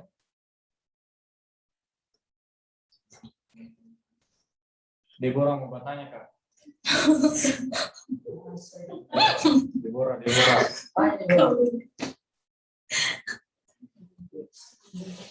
Oke.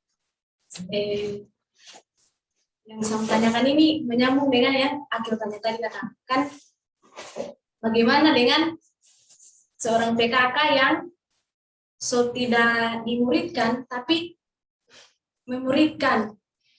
Dia tidak KTP tapi meng-KTP-kan orang. Bagaimana itu? Di sini kalau bilang siapa yang salah dan bukan mencari yang salah, cuman menurut kakak bagaimana kalau ada kejadian seperti itu? Ya, kalau menurut saya ya harus cari bentuk komunitas. Jadi ya contohnya itu Naldi lah ya. Kan di situ ada kan Naldi tuh ya.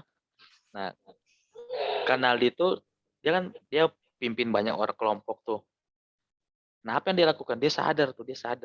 Dia tidak bisa sendiri.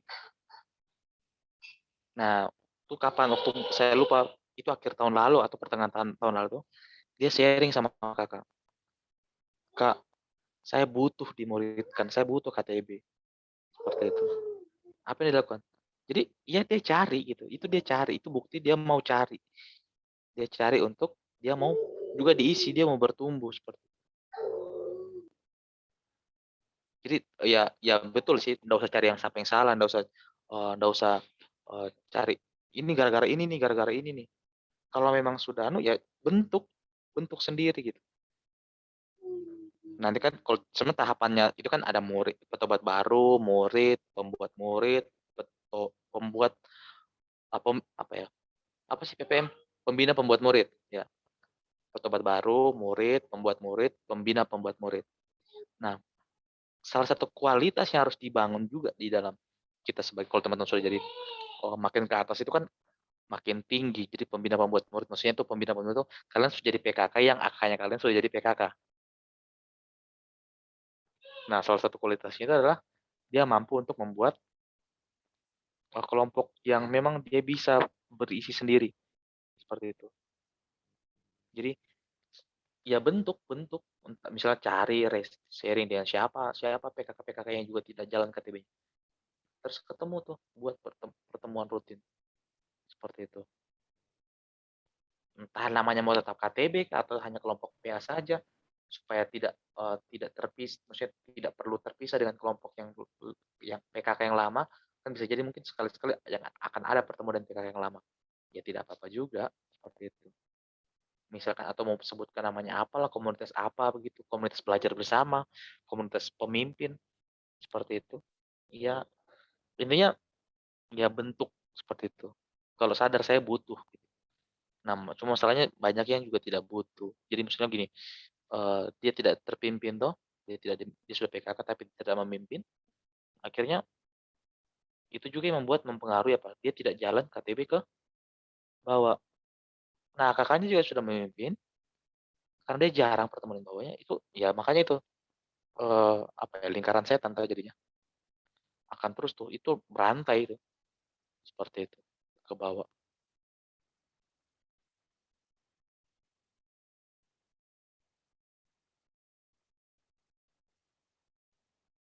Mungkin itu sih yang bisa kakak berikan. Terima kasih Kak. Masih ada tanggapan dari Ibu? Pertanyaan Kak. Bagaimana kalau orang memuridkan seseorang tapi kakaknya orang ini tidak memuridkan, apa yang harus orang lakukan? Oke, kakak kamu tidak mau dimuridkan, begitu? Tidak mau dimuridkan. Iya. Ya, ya pertama ya itu pertama sebenarnya betul-betul bertanya sebenarnya.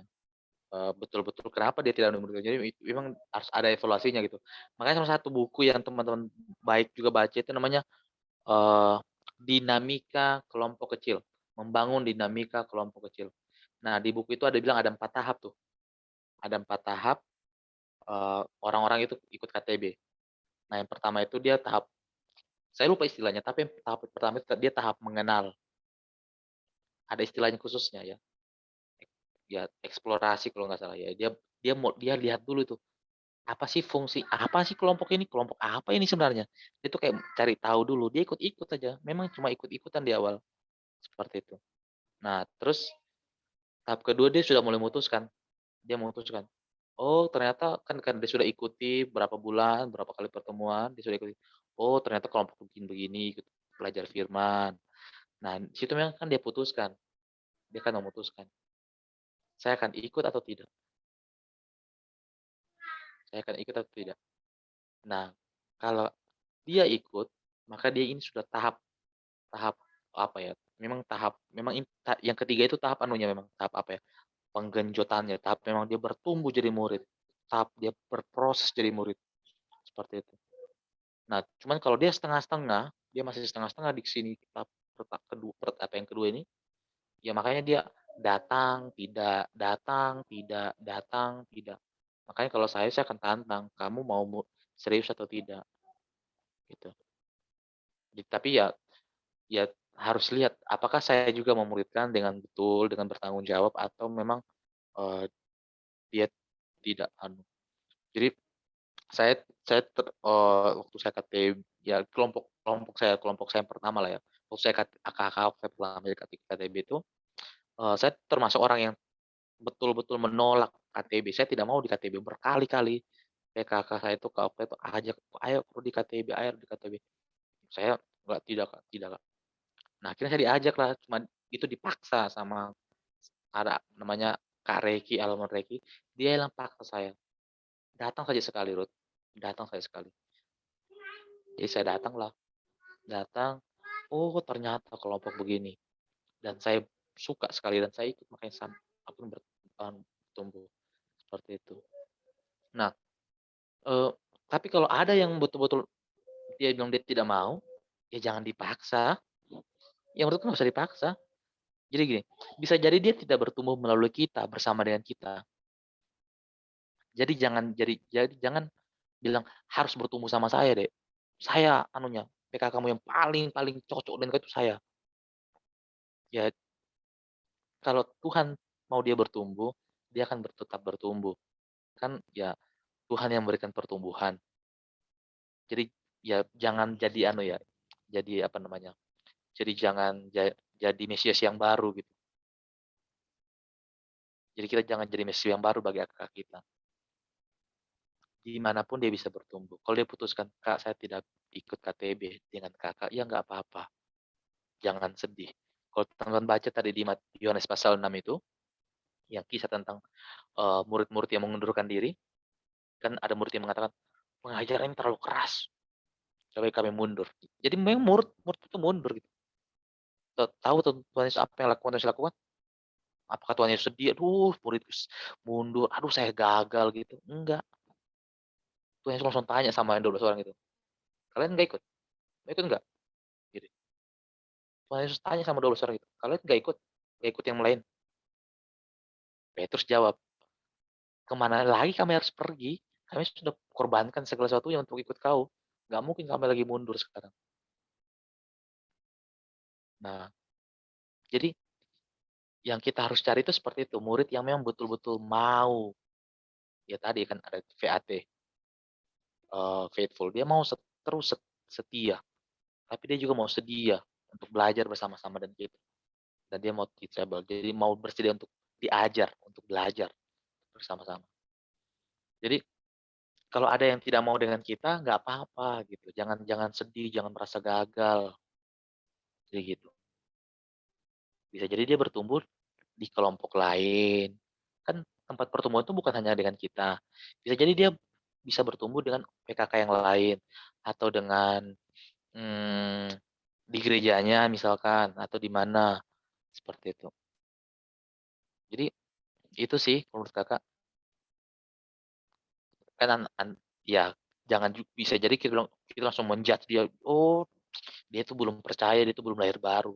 Ya enggak usah lah kita pun itu bukan haknya kita menjudge seperti itu. Jadi ya intinya ya dia tidak bertumbuh dengan saya gitu. Dia tidak bersedia untuk bertumbuh dengan saya. Mungkin dia akan bertumbuh dengan orang lain. Tuhan akan kirimkan orang yang bisa menolong dia untuk bisa mengenal Tuhan lebih jauh, lebih dalam. Dan mungkin saat ini bukan saya. Ya kita maksudnya kan tidak tahu sekarang gitu. Bisa jadi ke depan dia akan cari kita juga. Saya punya orang seperti itu. Saya pernah dulu dia tidak mau tuh kayak JKTB nggak mau ya. Tapi lama kelamaan dia sudah alumni. Ya sudah alumni, kami sering cerita. Ya walaupun namanya tidak KTB. Ya sering cerita, sering sharing, berbagi gitu, tanya tentang hidupnya. dia sharing tentang pengalamannya begini di tempat kerjanya. Jadi itu pemuridan gitu. Menurut saya itu pemuridan. Pemuridan itu tidak harus dalam kelompok kecil. Harus ayo kita sharing, ayo kita nyanyi, kita apa PA harus hari ini harus ADT pasal ayat satu gitu. Ya kalau saya mungkin agak lebih aneh ya, sudah terbuka pemahamanku lebih pemuridan itu bukan hanya di dalam kelompok, tapi saya membangun relasi juga dengan berbagai orang, memuridkan berbagai orang. Jadi makanya kalau saya tuh selalu tadi ada prinsip-prinsip kan, ada pola itu kan, orang banyak 70, 12, 3, 1. Saya kan tanya tuh, siapa satu orang yang saya fokuskan? Siapa 3 orangku? Siapa 12 orangku? Siapa 70 muridku? Siapa orang banyak? Seperti itu. Jadi saya memuridkan itu bukan hanya kepada orang KTB, tapi juga memurid orang-orang di luar KTB saya. Jadi mungkin itu sih poinnya tadi. Yang pertanyaan Deborah ya jangan kecewa lah ya kalau ada orang yang tidak mau muridkan sama kita. Kalau Tuhan mau dia bertumbuh, Tuhan akan pakai segala cara untuk dia bisa bertumbuh. Seperti itu. Mungkin dia akan kirimkan orang lain yang jauh lebih tepat dibandingkan kita. Itu sih mungkin. Ya, baik sih pertanyaanmu Deborah. Thank you. Oke, terima kasih Kak. Terima kasih Kak. Dari teman-teman lain masih ada Joner mungkin mau bertanya. Ya, baik, terima kasih. Ya, saya di sini bertanya, Kak. Di sini saya bertanya tentang kewajaran sih, Kak. Di sini apakah wajar ketika kita itu memuridkan, sedangkan kita lihat sendiri dalam kepribadian kita itu bisa dibilang tidak wajar. Tidak wajarnya di bagian seperti misalnya jarang BR atau HPDT kurang, terus AT2 kurang. Jadi saya bertanya di soal kewajaran, dan ketika kalau memang wajar, mungkin sini saya mendengar dari kakak kata-kata gimana apa alasannya dibilang kita itu wajar menjadi seorang PKK atau memuridkan. Terima kasih Kak. Oke, ya. Ya, soal kewajaran ya. Kewajaran tadi dari sudut dari sudut pandang kualitas-kualitas disiplin rohani, saat teduh, doa, Bible reading, seperti itu. Nah, kalau kakak pertama bilangnya gini, sebenarnya itu harusnya ya, ya saya harus bilang dulu pemahamanku bilang bahwa harus tuh, itu jadi harus mencapai itu dulu, harus punya kayak rajin saat teduh, harus rajin Bible reading, harus di ya rutin doa gitu, seperti itu. Nah cuman ya sekarang kalau kita lihat jangan itu sebenarnya baik itu terus diperjuangkan, itu kan disiplin rohani dan itu tetap perlu diperjuangkan gitu. Saya tetap menekankan bahwa itu harus dilakukan gitu. Nah, cuman jangan sampai itu dilakukan cuman sekedar demi mendapatkan kelayakan gitu. Demi mendapatkan kelayakan. Jadi akhirnya itu jadinya legalisme. Nah, itu ya jadinya akan jadi legalisme. Nah, saya ingin bilang gini, harusnya kita rubah paradigmanya gitu, Pak. Paradigmanya. Kenapa kita bersatu teduh? Kenapa kita berdoa? Kenapa kita berdoa? Bible reading. Kenapa kita rutin KTB dan lain sebagainya? Itu karena menunjukkan kualitas kita sebagai murid. Karena murid itu seperti itu. Punya relasi dengan Tuhan di dalam doa dengan firman. Firman itu saat teduh, melalui Bible reading gitu. Itu kualitasnya. Dan itu harusnya natural keluar gitu. Bukan yang supaya saya jadi PKK, maka saya harus lakukan itu. Maka harusnya karena dia sudah rutin, sudah baik dalam hal itu, maka apa? Dia jadi PKK. Jadi kalau itu kan syarat jadi PKK. CPKK sekarang tahu syarat jadi PKK. Harus rutin dalam hal itu. Percayalah apa? Teman-teman pasti akan rutin dalam hal itu karena di tahap ini saja, karena tahap CPKK. Nanti sudah jadi PKK, sudah jadi PKK kan? Tidak butuh lagi tidak harus lagi saya lakukan itu. Malah misalnya jadi PKK itu, ya ini banyak kasus terjadi, kasusnya seperti ini. Ya kemarin kan kakak itu buat satu retreat, namanya retreatnya temanya itu The Journey of Disciple, ya, perjalanan seorang murid. Nah, waktu diskusi kenapa angkat tema itu, ada satu fenomena yang terjadi. Banyak PKK itu tidak jalan KTB-nya karena apa? Karena ya misalkan dia tidak jalan lagi satu dunia, tidak rutin satu dunia. Maka apa yang terjadi? Dia merasa tidak layak saya untuk pimpin KTB.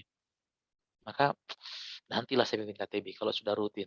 Nantilah kalau saya sudah rutin. Atau karena ada satu pergumulan dosa yang begitu mengikat dia dan dia jatuh di dalam dosa itu, dia merasa saya tidak layak untuk pimpin KTB. Maka akhirnya apa? KTB-nya tidak jalan-jalan gitu. Tidak jalan-jalan.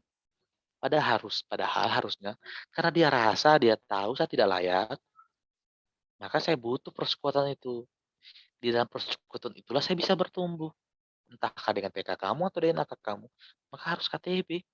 Itu yang menolongmu untuk bisa ya terus bertumbuh. Ya tadi berjumul dengan dosa, ya itu yang menolong untuk makin meninggalkan dosa itu. Persekutuan itulah yang meninggalkan. Seperti itu. Nah, jadi kakak ingin bilang ya harusnya ya natural lah gitu. Natural. Teman-teman jadi bukan mengejar jadi PKK itu dengan cara saya harus penuhi target-target itu. Target-target full itu doaku terisi, full itu Bible readingku, full itu doaku. Saat teduhku itu full. Harus full itu semua. Nah, karena itu semua itu bisa ditipu. Ya betul, maksudnya bukan juga tidak mempercayai teman-teman, tapi itu bisa dimanipulasi kan, itu kan cuma sekedar data seperti itu, angka. Tapi kalau itu betul-betul tumbuh karena saya sebagai murid, saya sadar, saya tahu. Saya lakukan itu bukan cuma sekedar penuhi target, tapi saya lakukan karena saya tahu itu kebutuhanku. Saya mau berjuang untuk saat teduh. Saya mau berjuang untuk saya bisa punya waktu berdoa. Saya mau berjuang untuk saya bisa Bible reading. Seperti itu. Karena saya mau membangun relasiku dengan Tuhanku, dengan Bapakku, dengan Juru Selamatku. Seperti itu. Nah, makanya teman-teman melakukan semua itu, pertanyaan itu demi apa? Demi supaya ketika ditanya sama bidang kelompok kecil, bagaimana saat teduhmu, bagaimana doamu, bagaimana Bible readingmu, supaya itu tidak sekedar diisi kosong, kan tidak enak. Atau aku bilang cuma 2 kali Kak minggu ini, malu kan? Maka akhirnya dilakukanlah semua itu. Atau di panitia, biasanya kan panitia tanya gitu kan ya. Panitia pasti ditanya itu. Dikontrol satu dunia, Bible readingnya, doanya, puasanya, KTB-nya gitu. Pertanyaannya itu dilakukan karena apa? Karena yaitu supaya tidak diisi 0, tidak cuma isi 1 atau 2, supaya 7 di situ, supaya 6 di situ. Atau memang karena saya tahu itu adalah kebutuhanku. Saya lakukan itu jadi natural. Seperti itu.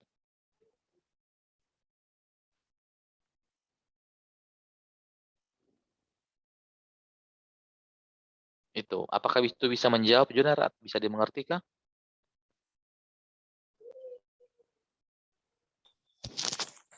Ya, bisa, Kak.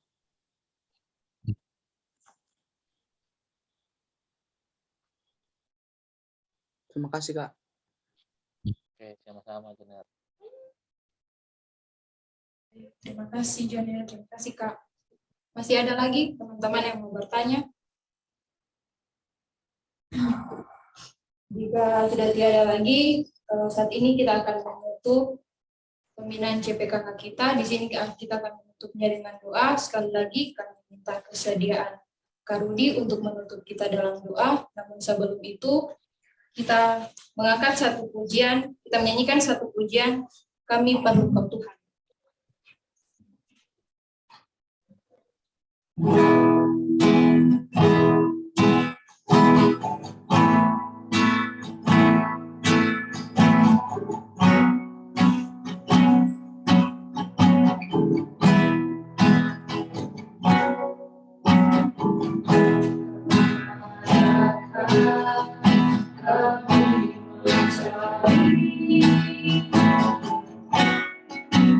Kasih sejati kami berseru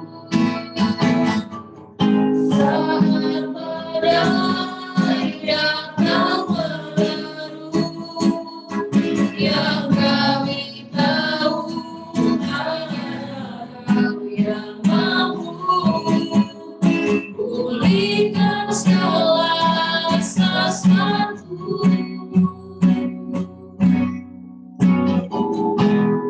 Kepada kami mencari kasih sejati. Kepada kami berseru saat badai datang menyeru, yang kami tahu hanya Kau yang mampu pulihkan segala sesuatu. Kami memerlukan keajaiban-Mu, kami butuhkan sentuhan tangan-Mu, kami terdapat jalan sendiri, kami perlu Kau Tuhan.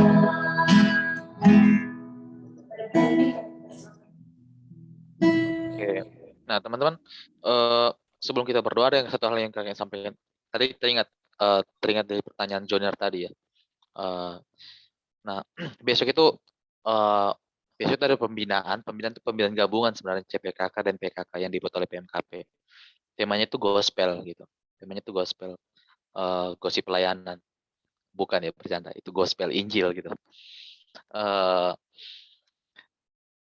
Apa ya, di situ ya sebenarnya kita akan nanti ya akan coba akan refleksi lah gitu, semacam refleksi, semacam ternyata kita ini pusat hidupnya, pusat pelayanan, saya ini apa, Injil kah atau agama, sekedar beragama. Nah, nanti kita akan lihat, kita akan belajar, teman-teman akan lihat. Kalau teman-teman mau gabung belajar sama-sama boleh seperti itu. Jadi sebenarnya Injil itu sebenarnya sudah istilah yang biasa kan gitu, tapi ayo mari belajar yang apakah pemahaman kita, konsep kita tentang Injil itu betul-betul apa ya, yang betul gitu, yang benar gitu. Nah, kita akan belajar sama-sama besok. Teman-teman boleh gabung besok pembinaan CPKK PKK gabungan dengan itu sekota Palu seperti itu. Ya pelaksananya PMKP. Oke, mari kita berdoa. Ya Tuhan, kami bersyukur pada malam hari ini boleh belajar bersama-sama dengan anak-anak-Mu yang sedang mempersiapkan diri sebagai calon pemimpin kelompok kecil. Ya Tuhan, Engkau kenali diri mereka masing-masing, Engkau tahu pergumulan mereka masing-masing. Engkau mungkin tahu juga apa yang menjadi ketakutan mereka masing-masing. Karena Engkaulah yang mengenal mereka jauh lebih dalam dibandingkan kami dan bahkan diri kami masing-masing. Karena itu Tuhan, kami serahkan teman-teman kami yang sedang mempersiapkan diri untuk memimpin, memuridkan, mau memberi diri, mengerjakan amanat agung-Mu itu Tuhan. Karena itu tolonglah mereka, pimpinlah mereka, berikanlah mereka setiap hal-hal yang mereka butuhkan. Skill-skill, kebutuhan pemahaman-pemahaman, kebutuhan akan kecakapan demi kecakapan.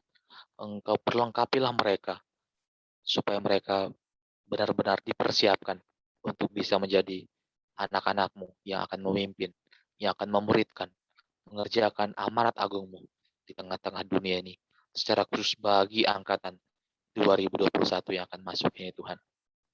Karena itu berkatilah proses-proses yang sedang mereka ikuti, baik proses pembinaan dalam skala besar seperti ini, ataupun yang di dalam komsel-komsel yang sedang mereka ikuti bersama pemimpin masing-masing. Engkau yang menolong supaya itu benar-benar mempersiapkan mereka. Dan kami juga berdoa supaya setiap CPKK ini mau memperjuangkan diri mereka, mau memacu diri mereka untuk mempersiapkan diri untuk belajar, benar-benar mengisi diri mereka masing-masing untuk mempersiapkan diri sebagai pemimpin kelompok kecil. Dan Engkau berkati juga pengurus yang ada supaya mereka boleh benar-benar memikirkan, benar-benar memprioritaskan, benar-benar mempersiapkan calon-calon pemimpin yang ada ini Tuhan. Dan juga kami berdoa juga untuk setiap calon-calon AKK yang akan dipimpin, mahasiswa baru yang sedang dalam proses ya ada yang sudah diterima, ada yang sedang dalam proses menunggu pengumuman. Kami serahkan semuanya ke dalam tangan-Mu Tuhan. Kami mungkin belum tahu siapa yang akan kami pimpin, tapi kami berdoa supaya Engkau benar-benar mempersiapkan mereka juga. Selagi kami mempersiapkan diri kami masing-masing sebagai calon pemimpin, kiranya Engkau menolong mereka, supaya mereka Engkau persiapkan sendiri melalui karya Roh Kudus-Mu, sehingga perjumpaan kami dengan mereka, relasi kami dengan mereka, itu benar-benar di dalam kedaulatan-Mu, sehingga kami pun peka yang mana dan siapa yang Kau hendak percayakan kepada kami, orang-orang yang Kau percayakan kepada kami. Siapakah orang-orang yang kami hendak muridkan di dalam kelompok seperti yang Kau memuridkan 12 orang itu? Siapakah orang-orang yang kami bisa percayakan hidup kami seperti yang Kau memuridkan 3 orang itu? Dan siapakah orang-orang yang kami mau persiapkan betul-betul, fokuskan sepenuh hati pikiran kami seperti yang Kau membangun relasi dengan Petrus. Ya Tuhan, kami berdoa supaya mereka pun Kau persiapkan melalui karya Roh Kudus-Mu. Kami juga berdoa untuk proses dan persiapan penyambutan anggota baru yang sedang dipersiapkan oleh pengurus bersama panitia yang ada. Kau menolong, memberkati segala hal-hal yang dibutuhkan, proses pencarian dana, proses rapat-rapat yang terus dilakukan. Kau yang berkati dan menolong, bahkan setiap konsep acara, konsep kegiatan, dan selain sebagainya. Semuanya boleh dipersiapkan dengan baik Tuhan. Terima kasih, kami bersyukur untuk pembinaan malam hari ini. Kiranya Engkau yang lebih jauh, lebih membukakan dan mengajar lebih jauh lagi melalui Roh Kudus-Mu, memberikan pemahaman, dan sekiranya juga supaya apa yang kami pelajari pada malam hari ini, apa yang kami dengarkan, tidak hanya sekedar menjadi sebuah pemahaman, tapi kami mau perjuangkan untuk kami lakukan juga di dalam kehidupan kami, di dalam pemuridan yang kami lakukan. Terima kasih Tuhan, ini doa kami. Di dalam nama Tuhan Yesus, kami membawa doa ini. Haleluya. Amin.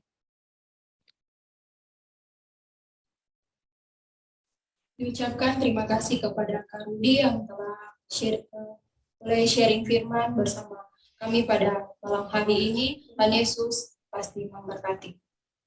Dan terima kasih juga kepada teman-teman yang telah menyediakan waktunya untuk pembinaan CPKK pada malam hari ini. Dengan demikian, pembinaan CPKK kita pada malam hari ini, saya ucapkan terima kasih dan shalom. Ayo boleh pakai komputer situ, ayo. Boleh di screen dulu. Boleh kakak. Ya, yang lain boleh hidupkan kameranya. Jangan nih, jaga-jaga. Sudah dimut. Yang lain kameranya. Itu kakak itu. Kabar lagi nih. Oke, hitung. 1, 2, 3. Satu kali lagi. 1, 2, 3. Anissa, boleh diaktifkan kamera. Ika, Winda, Ola, Wal, Cindy.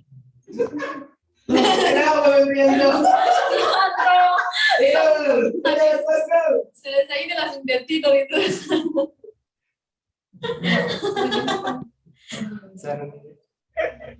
Oke, sudah. Oke, terima kasih. Oke, kasih Kak Rudi.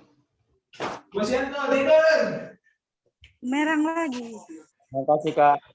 Oke, thank you semua. Tuhan berkati. Selalu persiapkan diri, teman-teman. Yanto. Yanto langsung mau tidur. Yanto langsung mau tidur. Ada pakai bahasa anak bahasa Berman. Pakai selimut memang. Kasih wajib tidur, balik tidur deh. Tadi sama.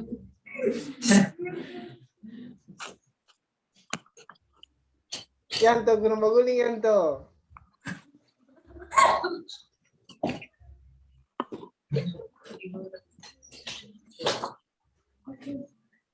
Oke, kakak pamit ya. Thank you semua. Thank you, Kak. Terima kasih. Thank you, Kak. Barunya udah dikasih kameranya. Olah.